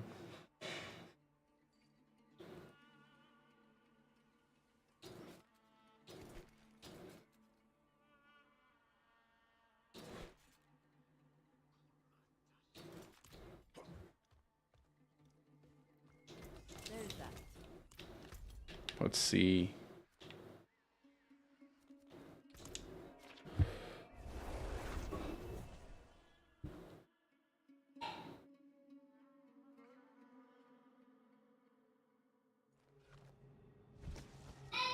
I cannot do that here.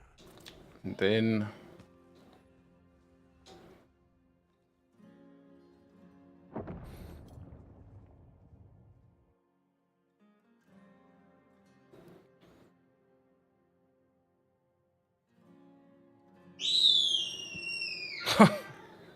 oh man, my son.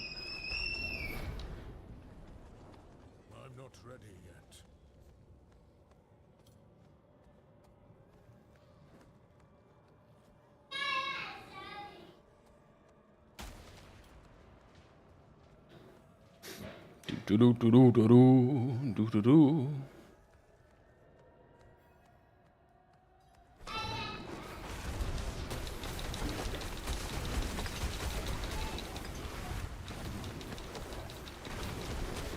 Do do do do do.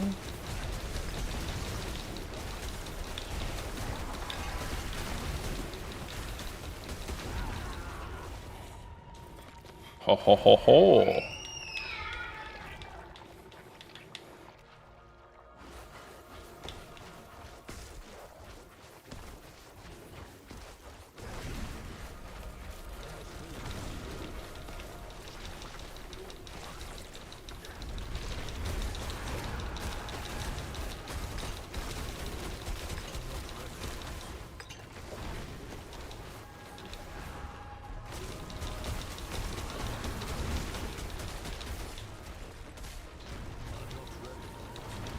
Come on, Lilith.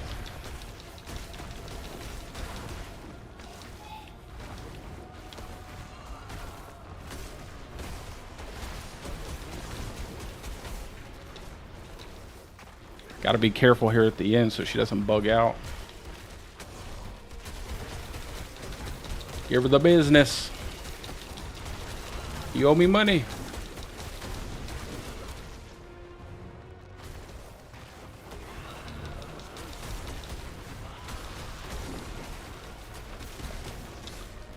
Now, hopefully she doesn't bug out.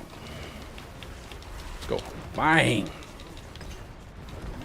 Whee. All those ravens doing so much damage right there. Just circling her.